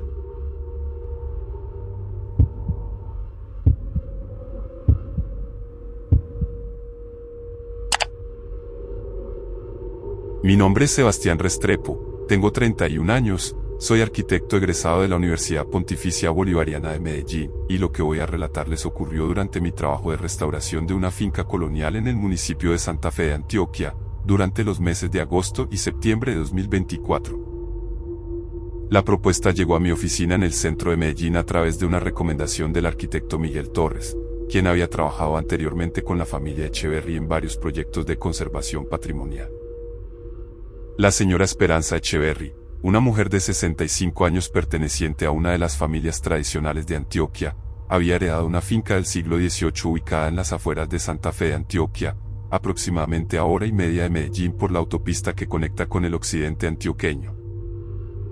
La finca, conocida localmente como La Esperanza, en honor a su nueva propietaria, había permanecido abandonada durante casi 20 años después de la muerte del anterior dueño, el tío abuelo de la señora Echeverry. La propiedad incluía una casa principal de arquitectura colonial típica de la región, con muros de adobe, techos de teja de barro cocido, y un amplio patio central rodeado de corredores con columnas de madera. Sebastián, me explicó la señora Echeverry durante nuestra primera reunión en mi oficina de la carrera 70 con calle 33, la finca tiene un valor histórico y sentimental muy importante para nuestra familia. Fue construida en 1756 por mi antepasado, don Eduardo Echeverry, quien era comerciante de oro y había establecido rutas comerciales entre Antioquia y el río Magdalena. El proyecto consistía en restaurar la estructura principal para convertirla en una casa de descanso familiar, respetando los elementos arquitectónicos originales pero añadiendo las comodidades necesarias para el uso contemporáneo. Esto incluye actualización de instalaciones eléctricas, sistema de plomería moderno, y mejoras en la cocina y los baños, todo mientras se preservaba la integridad histórica del edificio. La primera visita a la finca me causó una impresión profundamente positiva. La propiedad estaba ubicada en una loma suave con vista panorámica hacia el valle del río Cauca, rodeada de extensos pastizales y algunos remanentes de bosque seco tropical típico de la región. La casa principal, a pesar de mostrar signos evidentes de deterioro debido al abandono, conservaba una estructura sólida y elementos decorativos originales en excelente estado. Lo que más me llamó la atención fueron los detalles artesanales de la construcción. Las puertas principales eran de madera de cedro macizo con herrajes forjados a mano. Las ventanas mantenían sus marcos originales de madera con contraventanas funcionales, y los pisos conservaban su empedrado original de piedra de río en los corredores y baldosas de barro cocido en las habitaciones interiores. Decidí establecer mi residencia temporal en la finca durante el periodo de restauración para supervisar personalmente cada aspecto del trabajo y garantizar que se respetaran los estándares de conservación patrimonial. Instalé una caravana Airstream que había alquilado en Medellín en una parte plana del terreno, aproximadamente a 50 metros de la casa principal, donde podría vivir cómodamente mientras duraran los trabajos. Los primeros días transcurrieron sin incidentes notables. Contraté a un equipo de trabajadores locales especializados en restauración de patrimonio histórico, el maestro de obra Alfonso Cardona, quien tenía más de 30 años de experiencia en construcción tradicional, 2 albañiles expertos en técnicas de adobe y mampostería colonial, un carpintero especializado en maderas antiguas, y un ayudante general. El trabajo comenzó con la documentación fotográfica completa de todos los elementos existentes, seguida por la remoción cuidadosa de adiciones posteriores que no correspondían al periodo original de la construcción.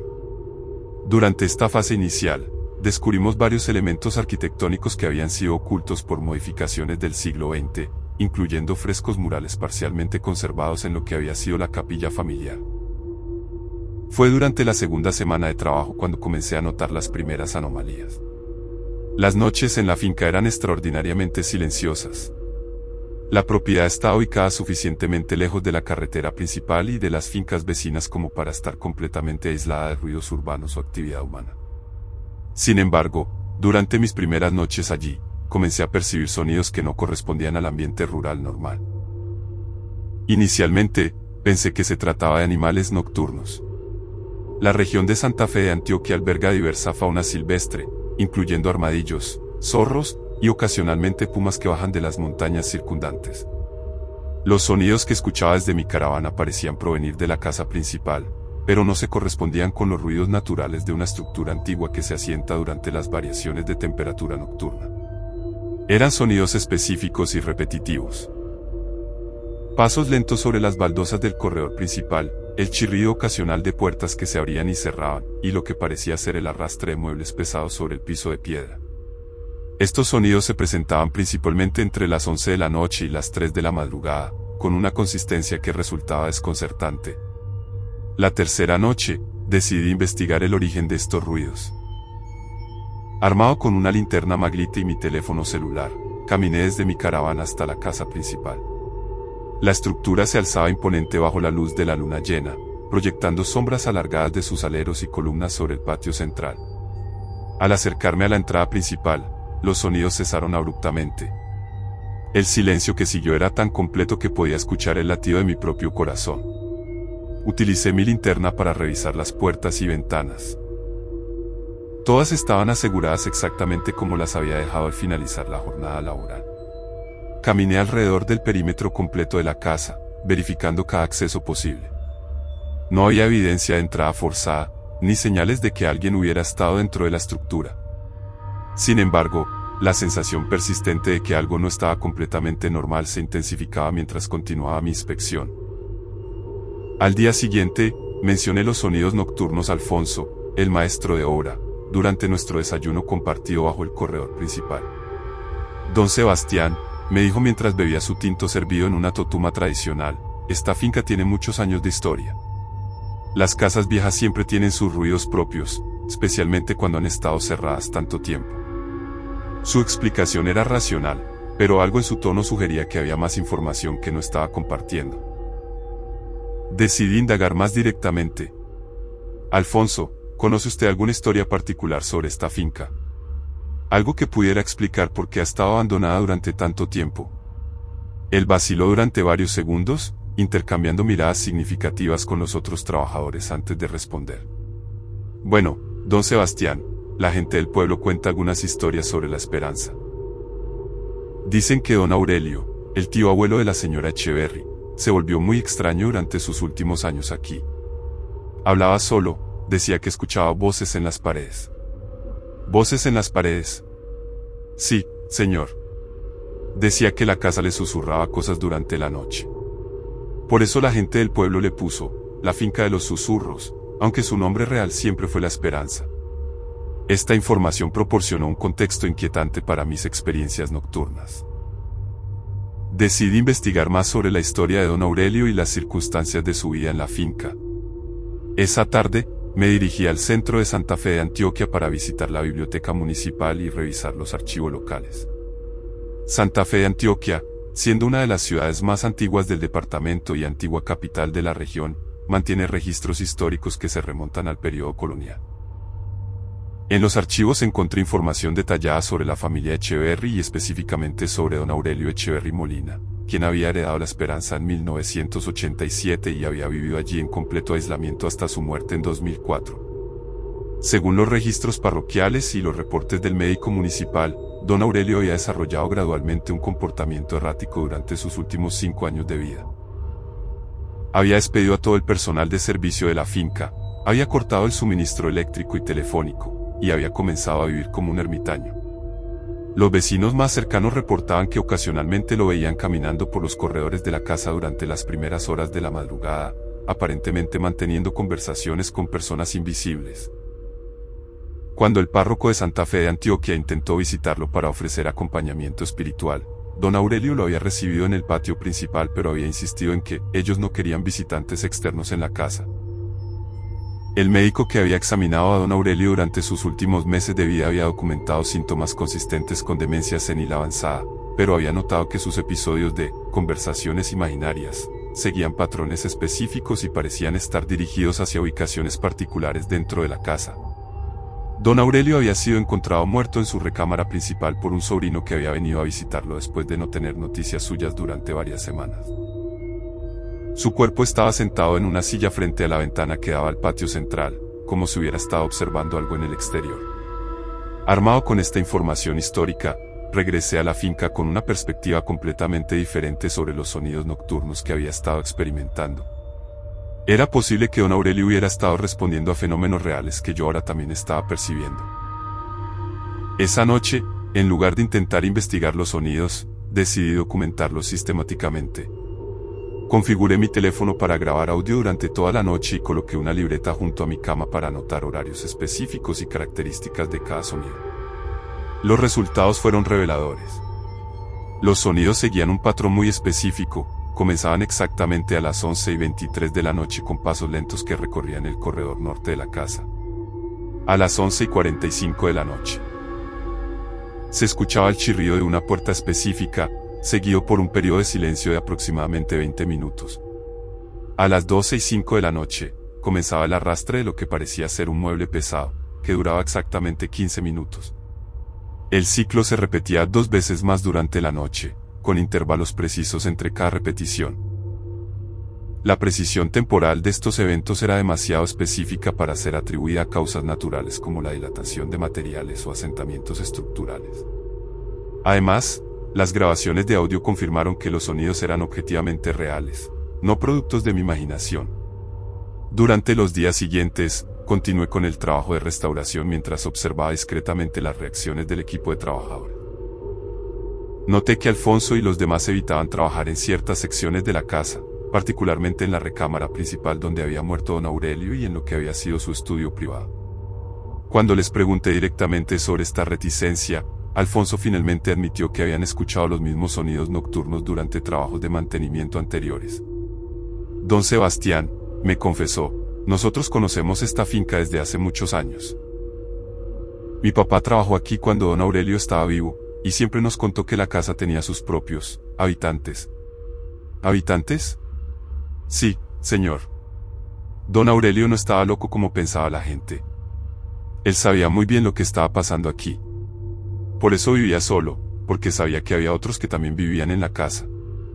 Esta revelación cambió completamente mi enfoque del proyecto. En lugar de simplemente restaurar la estructura física, ahora necesitaba comprender la naturaleza de los otros habitantes, que aparentemente compartían el espacio. Decidí realizar una investigación más profunda sobre la historia original de la finca, específicamente sobre el periodo de don Eduardo Echeverry, quien había construido la casa en 1756. Los archivos coloniales de Medellín y Santa Fe de Antioquia revelaron una historia mucho más compleja y oscura de lo que había imaginado inicialmente. Don Eduardo Echeverry había sido efectivamente un comerciante próspero, pero su riqueza había provenido no solo del comercio legítimo de oro, sino también de actividades menos honorables. Había sido propietario de una considerable cantidad de esclavos africanos que trabajaban en las minas de oro de su propiedad, ubicadas en las montañas cercanas. Según los registros parroquiales, entre 1756 y 1780, más de 40 esclavos habían muerto en la finca debido a las condiciones brutales de trabajo y castigos corporales extremos. Muchos de estos esclavos habían sido enterrados en una sección del terreno que ahora correspondía al área donde había establecido mi caravana temporal. Además, había evidencia documental de que don Eduardo había mantenido un sistema de castigos particularmente cruel en el sótano de la casa principal, donde los esclavos desobedientes eran encadenados durante días sin comida ni agua. Varios habían muerto en estas condiciones. La casa había sido construida literalmente sobre el sufrimiento y la muerte de decenas de personas que nunca habían recibido justicia ni reconocimiento por sus padecimientos. Esta información histórica proporcionó un contexto completamente diferente para los fenómenos que había estado experimentando. Los sonidos nocturnos ya no parecían ser simplemente ecos del comportamiento errático de don Aurelio, sino posiblemente manifestaciones de tragedias mucho más antiguas y profundas. Esa noche, en lugar de quedarme en mi caravana, decidí pasar la noche dentro de la casa principal para experimentar directamente cualquier fenómeno que pudiera ocurrir. Instalé un saco de dormir en el corredor central, desde donde podría observar todas las áreas principales de la estructura. A las 11:23 de la noche, exactamente como había documentado en noches anteriores, comenzaron los pasos en el corredor norte. Esta vez, sin embargo, estando dentro de la casa, pude percibir detalles adicionales que no había notado desde la distancia. Los pasos no eran de una sola persona. Eran múltiples, con ritmos diferentes, como si varias personas estuvieran caminando simultáneamente pero sin coordinación entre sus movimientos. Algunos pasos eran descalzos, otros parecían arrastrar cadenas o grilletes metálicos. Además, entre los pasos, podía distinguir otros sonidos, suspiros profundos, gemidos ahogados, y ocasionalmente lo que parecían ser palabras murmuradas en idiomas que no podía identificar, pero que sonaban como dialectos africanos. A las 11:45 de la noche. La puerta del estudio de don Eduardo se abrió lentamente. Desde mi posición en el corredor, pude ver que se abría por sí sola, sin que hubiera nadie visible manipulando la manija. La abertura reveló un interior completamente oscuro, pero del cual emanaba un frío perceptible que contrastaba con la temperatura tibia de la noche antioqueña. Durante los 20 minutos siguientes, pude escuchar sonidos provenientes del interior del estudio. El arrastrarse de papeles, el chirrido de gavetas abriéndose y cerrándose, y ocasionalmente lo que parecía ser el sonido de una pluma escribiendo sobre papel. A las 12:05 de la noche, comenzó el arrastre del mueble pesado. Esta vez, pude determinar que el sonido provenía del área que había sido la recámara principal de don Eduardo. No era un mueble lo que se arrastraba, era algo mucho más pesado y con una textura diferente, como si fuera un cuerpo humano siendo arrastrado sobre las baldosas de barro. Durante todo este tiempo, permanecí completamente inmóvil en mi saco de dormir, observando y documentando mentalmente cada detalle. No sentía miedo, sino una fascinación profunda mezclada con una tristeza abrumadora al comprender que estaba presenciando la repetición eterna de sufrimientos que habían ocurrido más de 2 siglos atrás. El ciclo se repitió exactamente como había documentado, pero estar dentro de la casa me permitió percibir un detalle adicional inquietante. Al final de cada ciclo, todos los sonidos convergían hacia el área del sótano, donde don Eduardo había mantenido su sistema de castigos. A las 3:30 de la madrugada, todos los sonidos cesaron completamente, y la casa regresó a su silencio normal. Sin embargo, el aire conservaba una densidad emocional palpable, como si estuviera cargado de memorias de dolor y desesperación. Al amanecer, cuando el equipo de trabajadores llegó para continuar con la restauración, les comuniqué mi decisión de modificar significativamente el enfoque del proyecto. Alfonso, le dije durante nuestra reunión matutina, necesitamos incluir en la restauración un elemento de reconocimiento histórico para las personas que sufrieron y murieron en esta finca. Le expliqué mi investigación sobre la historia de los esclavos y mi comprensión de que los fenómenos nocturnos estaban relacionados con estas tragedias históricas no reconocidas. Don Sebastián me respondió con una expresión de alivio. Mi abuelo siempre decía que esta finca no tendría paz hasta que se honrara la memoria de quienes sufrieron aquí. Decidimos incluir en el proyecto de restauración la creación de un memorial discreto pero significativo para las víctimas del sistema esclavista de don Eduardo. Esto incluiría la restauración del área del cementerio improvisado donde habían sido enterrados los esclavos, la instalación de una placa conmemorativa, y la conversión del antiguo sótano de castigos en un espacio de reflexión y memoria. También contacté a la señora Echeverry para informarle sobre los hallazgos históricos y solicitar su aprobación para estas modificaciones al proyecto original. Su reacción fue sorprendentemente positiva. Sebastián, me dijo durante nuestra conversación telefónica, nuestra familia ha vivido con el peso de esa historia durante generaciones. Si es posible honrar la memoria de quienes sufrieron injustamente, es nuestro deber moral hacerlo. Durante las semanas siguientes, procedimos with la restauración incorporando los elementos conmemorativos. Trabajamos con antropólogos de la Universidad de Antioquia para identificar y marcar apropiadamente las áreas donde habían sido enterradas las víctimas. Contactamos a comunidades afrodescendientes de la región para incorporar elementos culturales apropiados en el memorial. Mientras avanzábamos con estos trabajos, comenzamos a descubrir evidencia física adicional que confirmaba las historias documentadas en los archivos coloniales. En el área que había sido identificada como cementerio improvisado, encontramos restos óseos humanos enterrados a poca profundidad, algunos con señales evidentes de trauma que corroboraban los reportes históricos sobre las condiciones brutales de vida y muerte de los esclavos. En el sótano de la casa principal, al remover capas de tierra y escombros acumulados durante siglos, descubrimos anillos de hierro empotrados en las paredes de piedra, las argollas donde don Eduardo había encadenado a sus víctimas. Las piedras del piso mostraban manchas oscuras que, aunque imposibles de analizar con certeza después de tanto tiempo, correspondían exactamente con los patrones que cabría esperar de sangre derramada hace siglos. Estos hallazgos arqueológicos proporcionaron validación física a las manifestaciones paranormales que había estado experimentando. No se trataba simplemente de leyendas o historias exageradas. La esperanza había sido realmente el escenario de tragedias humanas de proporciones considerables. El cambio en la atmósfera de la finca fue gradual pero innegable. Conforme avanzábamos con el reconocimiento histórico, los fenómenos nocturnos comenzaron a disminuir en intensidad y frecuencia. Los pasos en los corredores se volvieron menos agitados y más pausados. Los sonidos del estudio de don Eduardo cesaron completamente después de que instalamos la primera placa conmemorativa.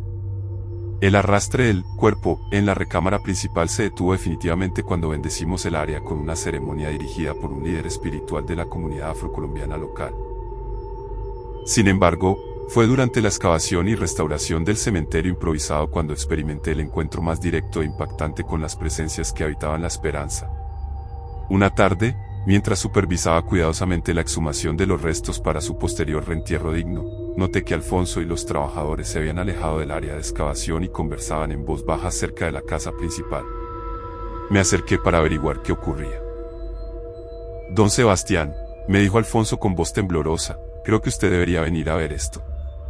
Me condujo de regreso al sitio de excavación, donde señaló hacia una de las fosas que acabamos de abrir cuidadosamente. Los restos óseos estaban dispuestos de manera que sugería que la persona había sido enterrada con las manos atadas a la espalda y los pies encadenados. Pero lo que había alarmado a los trabajadores no era la posición de los huesos, sino lo que había aparecido junto a ellos. Parcialmente enterrado junto al esqueleto había un pequeño objeto metálico que inicialmente pensamos que podría ser parte de las cadenas o grilletes. Sin embargo, cuando lo limpiamos cuidadosamente, resultó ser un crucifijo de plata pequeño pero finamente elaborado, del tipo que habría sido muy valioso durante el periodo colonial. La presencia de este objeto religioso junto a los restos de un esclavo era altamente inusual. Los esclavos rara vez tenían acceso a objetos de valor, y menos aún artículos religiosos de plata. Además, el crucifijo estaba grabado con una inscripción en lo que parecía ser un idioma africano. Contacté inmediatamente a un especialista en lenguas africanas de la Universidad Nacional de Colombia para ayudar con la traducción de la inscripción. Después de varios días de análisis, el profesor confirmó que se trataba de una inscripción en Kikongo, uno de los idiomas bantú más comunes entre los esclavos traídos al Nuevo Mundo durante el periodo colonial. La traducción era simple pero profundamente conmovedora. Nzambi me protege, una invocación al Dios supremo de la cosmología Kikongo. Este descubrimiento cambió mi comprensión de los fenómenos paranormales que había estado experimentando. No se trataba simplemente de almas atormentadas repitiendo eternamente sus sufrimientos, sino de personas que habían mantenido su fe y dignidad humana incluso en las circunstancias más degradantes, y que ahora buscaban reconocimiento y respeto por su humanidad. Esa noche, decidí realizar un acto de reconocimiento personal hacia las víctimas de la esperanza. Coloqué el crucifijo de plata en el altar improvisado que habíamos establecido en el memorial, encendí velas alrededor del área, y permanecí en vigilia durante toda la noche. Aproximadamente a la medianoche, comencé a percibir presencias que se acercaban gradualmente al memorial. No eran las manifestaciones agitadas y dolorosas que había experimentado anteriormente, sino presencias serenas y dignas que parecían aprobar lo que estábamos haciendo para honrar su memoria. Durante las primeras horas de la madrugada, experimenté algo que solo puedo describir como una comunicación directa con estas presencias. No fue a través de palabras audibles, sino mediante una transmisión de emociones y conceptos que llegaban directamente a mi conciencia. Comprendí que estas almas no habían estado atrapadas en la esperanza por rencor o sed de venganza, sino porque habían estado esperando durante siglos que alguien reconociera su humanidad y honrara su memoria apropiadamente. Habían sido enterrados sin ceremonias, sin nombres, sin reconocimiento de que habían sido seres humanos con familias, creencias y dignidad inherente. El mensaje que recibí era claro: querían que sus historias fueran contadas, que sus sufrimientos fueran reconocidos, y que las generaciones futuras comprendieran que la prosperidad de familias como los Echeverry había sido construida sobre la base de la explotación y el dolor de otros seres humanos. Pero también transmitían perdón. No buscaban castigo para los descendientes de don Eduardo, sino comprensión y reconocimiento. Querían que la esperanza se convirtiera en un lugar de memoria y reconciliación, no de resentimiento perpetuo. Durante las semanas siguientes, continuamos con el proyecto de restauración incorporando completamente esta dimensión de memoria histórica. Creamos un sendero de reflexión que conectaba la casa principal con el memorial, instalamos placas informativas que explicaban tanto la historia arquitectónica como la historia humana de la finca, y establecimos un jardín de plantas medicinales africanas tradicionales como tributo a los conocimientos que los esclavos habían traído consigo desde sus tierras natales. La transformación en la atmósfera de la esperanza fue dramática. Los fenómenos paranormales cesaron completamente, pero la finca no se sintió vacía o abandonada por las presencias que la habían habitado. En su lugar, se estableció una sensación de paz y resolución que impregnaba toda la propiedad. La noche final antes de concluir el proyecto, decidí pasar una última noche en la casa para documentar cualquier cambio en los fenómenos. Por primera vez desde mi llegada a la Esperanza, la casa permaneció completamente silenciosa durante toda la noche. No hubo pasos, no hubo puertas que se abrieran, no hubo arrastres misteriosos. En lugar de la densidad emocional cargada de dolor que había caracterizado las noches anteriores, el aire se sentía limpio y sereno. Sin embargo, aproximadamente a las 5:30 de la madrugada, justo antes del amanecer, experimenté algo completamente diferente a todo lo que había percibido anteriormente. Una brisa suave comenzó a circular por los corredores, a pesar de que todas las puertas y ventanas estaban cerradas. Esta brisa llevaba consigo lo que solo puedo describir como susurros, pero no eran los susurros agitados y desesperados que habían caracterizado los fenómenos anteriores. Estos susurros eran suaves, rítmicos, y parecían seguir patrones que me recordaban a cantos espirituales africanos. No podía distinguir palabras específicas, pero la tonalidad general transmitía una sensación de gratitud y, finalmente, de paz. Los susurros continuaron durante aproximadamente 15 minutos, llenando toda la casa con una armonía que contrastaba completamente con las manifestaciones de angustia que había experimentado durante las semanas anteriores. Cuando finalmente cesaron, la casa no regresó al silencio cargado de las noches anteriores. En su lugar, se estableció un silencio sereno y natural, como el de cualquier casa antigua bien cuidada y en paz con su historia. Al amanecer, cuando el sol comenzó a iluminar el patio central a través de las columnas restauradas, comprendí que el proyecto había alcanzado algo mucho más significativo que una simple restauración arquitectónica. Habíamos logrado una restauración histórica y espiritual que había permitido que las víctimas olvidadas de la Esperanza finalmente encontraran el reconocimiento y la paz que habían estado buscando durante más de 2 siglos. Completé la restauración de la Esperanza 3 días después. La casa había sido devuelta a su gloria arquitectónica original, pero ahora también incluía elementos que honraban la totalidad de su historia, no solo los aspectos que resultaban cómodos para las generaciones posteriores. La señora Echeverry visitó la finca para la entrega final del proyecto. Mientras caminábamos por los corredores restaurados y visitábamos el memorial discreto pero significativo que habíamos instalado, noté que ella también percibía la diferencia en la atmósfera del lugar. Sebastián, me dijo mientras observamos la placa conmemorativa, por primera vez en mi vida, esta casa se siente como un hogar en paz. Mis abuelos siempre hablaban de una tristeza que parecía impregnar estas paredes, pero ahora se siente diferente. Le expliqué todo lo que había descubierto sobre la historia de la finca y los fenómenos que había experimentado. Inicialmente mostró sorpresa, pero gradualmente expresó comprensión y gratitud por haber encontrado una manera de honrar apropiadamente a todas las víctimas de la historia familiar. Es importante que las nuevas generaciones de nuestra familia conozcan esta historia completa, me dijo. No podemos cambiar el pasado, pero podemos asegurar que se recuerde apropiadamente y que sirva como lección para el futuro. 6 meses después de completar el proyecto, la señora Echeverry me contactó para informarme que había comenzado a pasar fines de semana en La Esperanza con su familia extendida. La casa había recuperado su función como lugar de reunión familiar, y las nuevas generaciones de la familia estaban aprendiendo la historia completa de la propiedad, incluyendo las partes difíciles que las generaciones anteriores habían preferido olvidar. Ocasionalmente, me cuenta, aún escucha susurros suaves durante las primeras horas del amanecer, pero ya no son manifestaciones de angustia. Son recordatorios gentiles de que la casa alberga memorias de muchas vidas, y que todas esas memorias merecen ser honradas y recordadas. La finca de los susurros ha recuperado su nombre original, La Esperanza. Pero los susurros continúan, transformados de expresiones de dolor en cantos de memoria y paz. Mi experiencia en La Esperanza cambió fundamentalmente mi comprensión de lo que significa la restauración patrimonial. No es suficiente restaurar simplemente las estructuras físicas del pasado, también debemos estar dispuestos a confrontar y honrar las realidades humanas complejas que esas estructuras han albergado. Los edificios históricos no son solo contenedores neutrales de actividad humana pasada.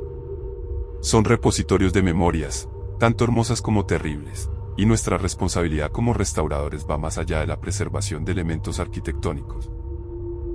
Incluye la obligación de asegurar que las historias de todas las personas que vivieron, trabajaron, sufrieron y murieron en estos espacios sean reconocidas y honradas apropiadamente. En La Esperanza, los susurros finalmente encontraron paz cuando encontraron voz. Y en el proceso, Una casa que había estado junto y por siglos de dolor no resuelto se transformó nuevamente en un hogar donde el pasado y el presente pueden coexistir en armonía. Cada proyecto de restauración que he emprendido desde entonces ha estado informado por esta experiencia. He aprendido a escuchar no solo lo que los edificios me dicen sobre su construcción y arquitectura, sino también lo que me susurran sobre las vidas humanas que han contenido. Y siempre honro todas esas voces, tanto las que hablan desde posiciones de privilegio como las que susurran desde los márgenes de la historia, esperando finalmente ser escuchadas y recordadas con la dignidad que merecen. La casa principal, pero no se correspondían con los ruidos naturales de una estructura antigua que se asienta durante las variaciones de temperatura nocturna. Eran sonidos específicos y repetitivos.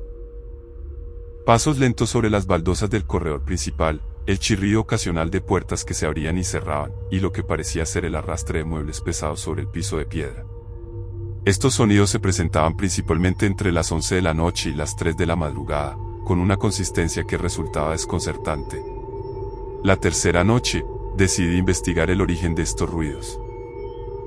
Armado con una linterna Maglite y mi teléfono celular, caminé desde mi caravana hasta la casa principal.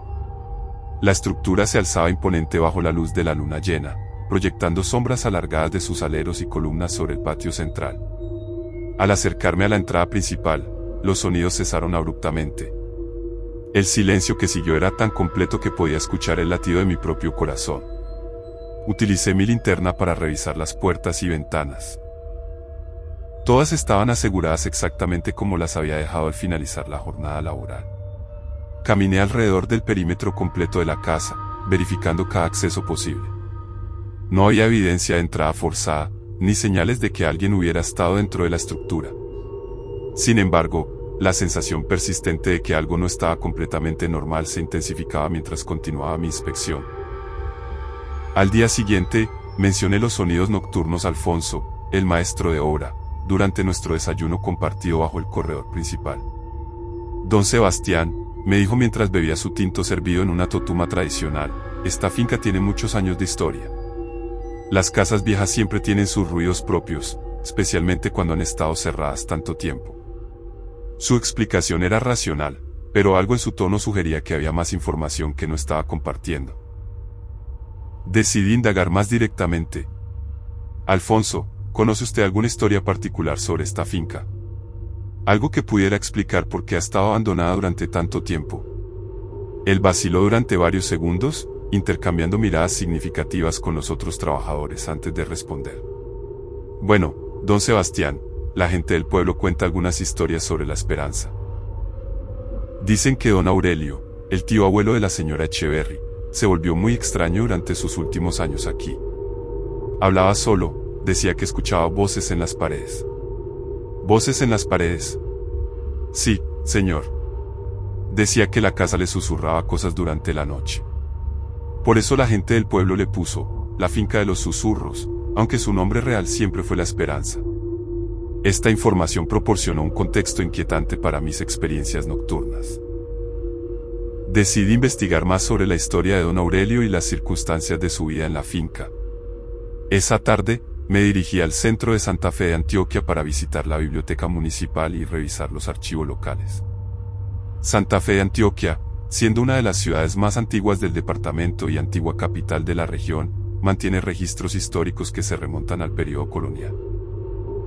En los archivos encontré información detallada sobre la familia Echeverry y específicamente sobre don Aurelio Echeverry Molina, quien había heredado La Esperanza en 1987 y había vivido allí en completo aislamiento hasta su muerte en 2004. Según los registros parroquiales y los reportes del médico municipal, don Aurelio había desarrollado gradualmente un comportamiento errático durante sus últimos 5 años de vida.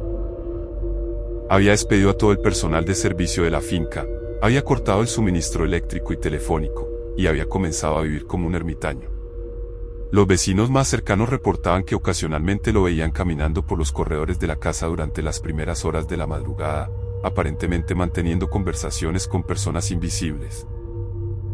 Cuando el párroco de Santa Fe de Antioquia intentó visitarlo para ofrecer acompañamiento espiritual, don Aurelio lo había recibido en el patio principal, pero había insistido en que ellos no querían visitantes externos en la casa. El médico que había examinado a don Aurelio durante sus últimos meses de vida había documentado síntomas consistentes con demencia senil avanzada, pero había notado que sus episodios de conversaciones imaginarias seguían patrones específicos y parecían estar dirigidos hacia ubicaciones particulares dentro de la casa. Don Aurelio había sido encontrado muerto en su recámara principal por un sobrino que había venido a visitarlo después de no tener noticias suyas durante varias semanas.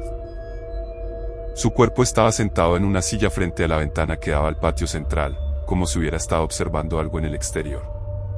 Armado con esta información histórica, regresé a la finca con una perspectiva completamente diferente sobre los sonidos nocturnos que había estado experimentando. Era posible que don Aurelio hubiera estado respondiendo a fenómenos reales que yo ahora también estaba percibiendo. Esa noche, en lugar de intentar investigar los sonidos, decidí documentarlos sistemáticamente. Configuré mi teléfono para grabar audio durante toda la noche y coloqué una libreta junto a mi cama para anotar horarios específicos y características de cada sonido. Los resultados fueron reveladores. Los sonidos seguían un patrón muy específico, comenzaban exactamente a las 11:23 de la noche con pasos lentos que recorrían el corredor norte de la casa. A las 11:45 de la noche. Se escuchaba el chirrido de una puerta específica, seguido por un periodo de silencio de aproximadamente 20 minutos. A las 12:05 de la noche, comenzaba el arrastre de lo que parecía ser un mueble pesado, que duraba exactamente 15 minutos. El ciclo se repetía 2 veces más durante la noche, con intervalos precisos entre cada repetición. La precisión temporal de estos eventos era demasiado específica para ser atribuida a causas naturales como la dilatación de materiales o asentamientos estructurales. Además, las grabaciones de audio confirmaron que los sonidos eran objetivamente reales, no productos de mi imaginación. Durante los días siguientes, continué con el trabajo de restauración mientras observaba discretamente las reacciones del equipo de trabajadores. Noté que Alfonso y los demás evitaban trabajar en ciertas secciones de la casa, particularmente en la recámara principal donde había muerto don Aurelio y en lo que había sido su estudio privado. Cuando les pregunté directamente sobre esta reticencia, Alfonso finalmente admitió que habían escuchado los mismos sonidos nocturnos durante trabajos de mantenimiento anteriores. Don Sebastián, me confesó, nosotros conocemos esta finca desde hace muchos años. Mi papá trabajó aquí cuando don Aurelio estaba vivo, y siempre nos contó que la casa tenía sus propios habitantes. ¿Habitantes? Sí, señor. Don Aurelio no estaba loco como pensaba la gente. Él sabía muy bien lo que estaba pasando aquí. Por eso vivía solo, porque sabía que había otros que también vivían en la casa. Esta revelación cambió completamente mi enfoque del proyecto. En lugar de simplemente restaurar la estructura física, ahora necesitaba comprender la naturaleza de los otros habitantes, que aparentemente compartían el espacio.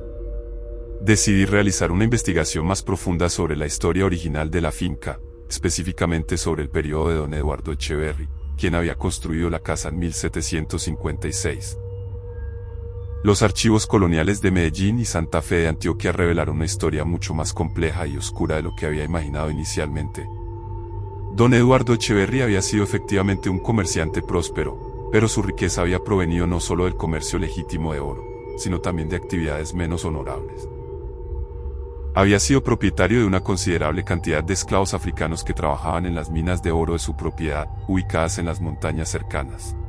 Según los registros parroquiales, entre 1756 y 1780, más de 40 esclavos habían muerto en la finca debido a las condiciones brutales de trabajo y castigos corporales extremos. Muchos de estos esclavos habían sido enterrados en una sección del terreno que ahora correspondía al área donde había establecido mi caravana temporal. Además, había evidencia documental de que don Eduardo había mantenido un sistema de castigos particularmente cruel en el sótano de la casa principal, donde los esclavos desobedientes eran encadenados durante días sin comida ni agua. Varios habían muerto en estas condiciones. La casa había sido construida literalmente sobre el sufrimiento y la muerte de decenas de personas que nunca habían recibido justicia ni reconocimiento por sus padecimientos. Esta información histórica proporcionó un contexto completamente diferente para los fenómenos que había estado experimentando. Los sonidos nocturnos ya no parecían ser simplemente ecos del comportamiento errático de don Aurelio, sino posiblemente manifestaciones de tragedias mucho más antiguas y profundas. Esa noche, en lugar de quedarme en mi caravana, decidí pasar la noche dentro de la casa principal para experimentar directamente cualquier fenómeno que pudiera ocurrir. Instalé un saco de dormir en el corredor central, desde donde podría observar todas las áreas principales de la estructura. A las 11:23 de la noche, exactamente como había documentado en noches anteriores, comenzaron los pasos en el corredor norte. Esta vez, sin embargo, estando dentro de la casa, pude percibir detalles adicionales que no había notado desde la distancia. Los pasos no eran de una sola persona. Eran múltiples, con ritmos diferentes, como si varias personas estuvieran caminando simultáneamente pero sin coordinación entre sus movimientos. Algunos pasos eran descalzos, otros parecían arrastrar cadenas o grilletes metálicos. Además, entre los pasos, podía distinguir otros sonidos, suspiros profundos, gemidos ahogados, y ocasionalmente lo que parecían ser palabras murmuradas en idiomas que no podía identificar, pero que sonaban como dialectos africanos. A las 11:45 de la noche. La puerta del estudio de don Eduardo se abrió lentamente. Desde mi posición en el corredor, pude ver que se abría por sí sola, sin que hubiera nadie visible manipulando la manija. La abertura reveló un interior completamente oscuro, pero del cual emanaba un frío perceptible que contrastaba con la temperatura tibia de la noche antioqueña. Durante los 20 minutos siguientes, pude escuchar sonidos provenientes del interior del estudio. El arrastrarse de papeles, el chirrido de gavetas abriéndose y cerrándose, y ocasionalmente lo que parecía ser el sonido de una pluma escribiendo sobre papel. A las 12:05 de la noche, comenzó el arrastre del mueble pesado. Esta vez, pude determinar que el sonido provenía del área que había sido la recámara principal de don Eduardo. No era un mueble lo que se arrastraba, era algo mucho más pesado y con una textura diferente, como si fuera un cuerpo humano siendo arrastrado sobre las baldosas de barro. Durante todo este tiempo, permanecí completamente inmóvil en mi saco de dormir, observando y documentando mentalmente cada detalle. No sentía miedo, sino una fascinación profunda mezclada con una tristeza abrumadora al comprender que estaba presenciando la repetición eterna de sufrimientos que habían ocurrido más de 2 siglos atrás. El ciclo se repitió exactamente como había documentado, pero estar dentro de la casa me permitió percibir un detalle adicional inquietante. Al final de cada ciclo, todos los sonidos convergían hacia el área del sótano, donde don Eduardo había mantenido su sistema de castigos. A las 3:30 de la madrugada, todos los sonidos cesaron completamente, y la casa regresó a su silencio normal.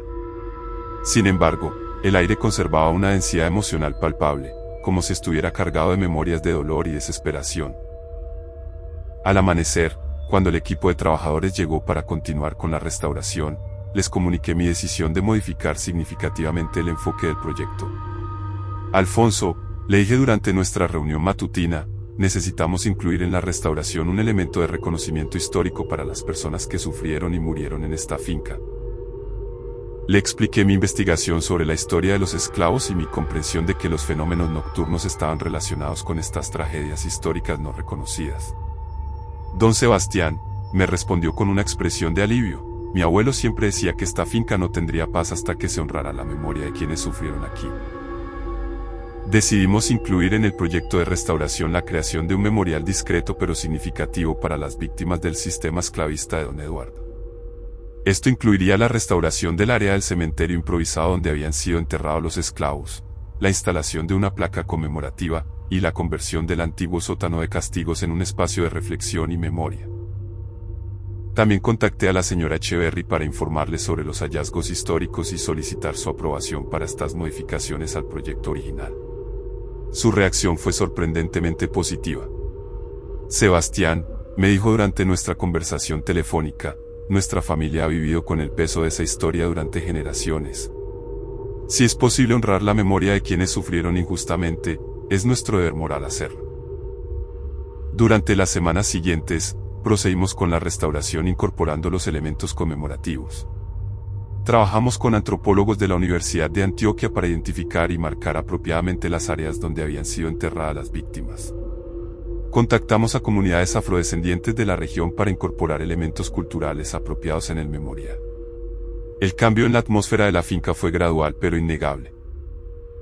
Conforme avanzábamos con el reconocimiento histórico, los fenómenos nocturnos comenzaron a disminuir en intensidad y frecuencia. Los pasos en los corredores se volvieron menos agitados y más pausados. Los sonidos del estudio de don Eduardo cesaron completamente después de que instalamos la placa conmemorativa. El arrastre del cuerpo en la recámara principal se detuvo definitivamente cuando bendecimos el área con una ceremonia dirigida por un líder espiritual de la comunidad afrocolombiana local. La noche final antes de concluir el proyecto, decidí pasar una última noche en la casa para documentar cualquier cambio en los fenómenos. Por primera vez desde mi llegada a La Esperanza, la casa permaneció completamente silenciosa durante toda la noche. No hubo pasos, no hubo puertas que se abrieran, no hubo arrastres misteriosos. En lugar de la densidad emocional cargada de dolor que había caracterizado las noches anteriores, el aire se sentía limpio y sereno. Sin embargo, aproximadamente a las 5:30 de la madrugada, justo antes del amanecer, experimenté algo completamente diferente a todo lo que había percibido anteriormente. Una brisa suave comenzó a circular por los corredores, a pesar de que todas las puertas y ventanas estaban cerradas. Esta brisa llevaba consigo lo que solo puedo describir como susurros, pero no eran los susurros agitados y desesperados que habían caracterizado los fenómenos anteriores. Estos susurros eran suaves, rítmicos, y parecían seguir patrones que me recordaban a cantos espirituales africanos. No podía distinguir palabras específicas, pero la tonalidad general transmitía una sensación de gratitud y, finalmente, de paz. Los susurros continuaron durante aproximadamente 15 minutos, llenando toda la casa con una armonía que contrastaba completamente con las manifestaciones de angustia que había experimentado durante las semanas anteriores. Cuando finalmente cesaron, la casa no regresó al silencio cargado de las noches anteriores. En su lugar, se estableció un silencio sereno y natural, como el de cualquier casa antigua bien cuidada y en paz con su historia. Al amanecer, cuando el sol comenzó a iluminar el patio central a través de las columnas restauradas, comprendí que el proyecto había alcanzado algo mucho más significativo que una simple restauración arquitectónica. Habíamos logrado una restauración histórica y espiritual que había permitido que las víctimas olvidadas de La Esperanza finalmente encontraran el reconocimiento y la paz que habían estado buscando durante más de 2 siglos. Completé la restauración de La Esperanza 3 días después. La casa había sido devuelta a su gloria arquitectónica original, pero ahora también incluía elementos que honraban la totalidad de su historia, no solo los aspectos que resultaban cómodos para las generaciones posteriores. La señora Echeverry visitó la finca para la entrega final del proyecto. Mientras caminábamos por los corredores restaurados y visitábamos el memorial discreto pero significativo que habíamos instalado, noté que ella también percibía la diferencia en la atmósfera del lugar. Sebastián, me dijo mientras observamos la placa conmemorativa, por primera vez en mi vida, esta casa se siente como un hogar en paz. Mis abuelos siempre hablaban de una tristeza que parecía impregnar estas paredes, pero ahora se siente diferente. 6 meses después de completar el proyecto, la señora Echeverry me contactó para informarme que había comenzado a pasar fines de semana en La Esperanza con su familia extendida. La casa había recuperado su función como lugar de reunión familiar, y las nuevas generaciones de la familia estaban aprendiendo la historia completa de la propiedad, incluyendo las partes difíciles que las generaciones anteriores habían preferido olvidar.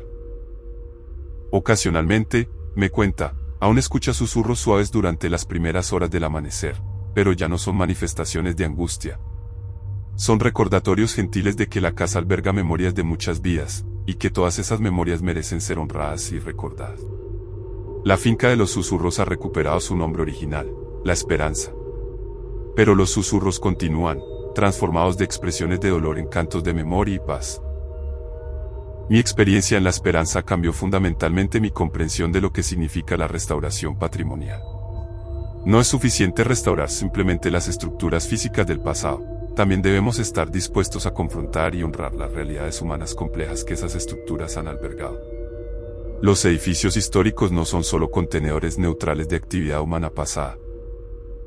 Son repositorios de memorias, tanto hermosas como terribles, y nuestra responsabilidad como restauradores va más allá de la preservación de elementos arquitectónicos. Incluye la obligación de asegurar que las historias de todas las personas que vivieron, trabajaron, sufrieron y murieron en estos espacios sean reconocidas y honradas apropiadamente. En La Esperanza, los susurros finalmente encontraron paz cuando encontraron voz. Y en el proceso, una casa que había estado haunted por siglos de dolor no resuelto se transformó nuevamente en un hogar donde el pasado y el presente pueden coexistir en armonía.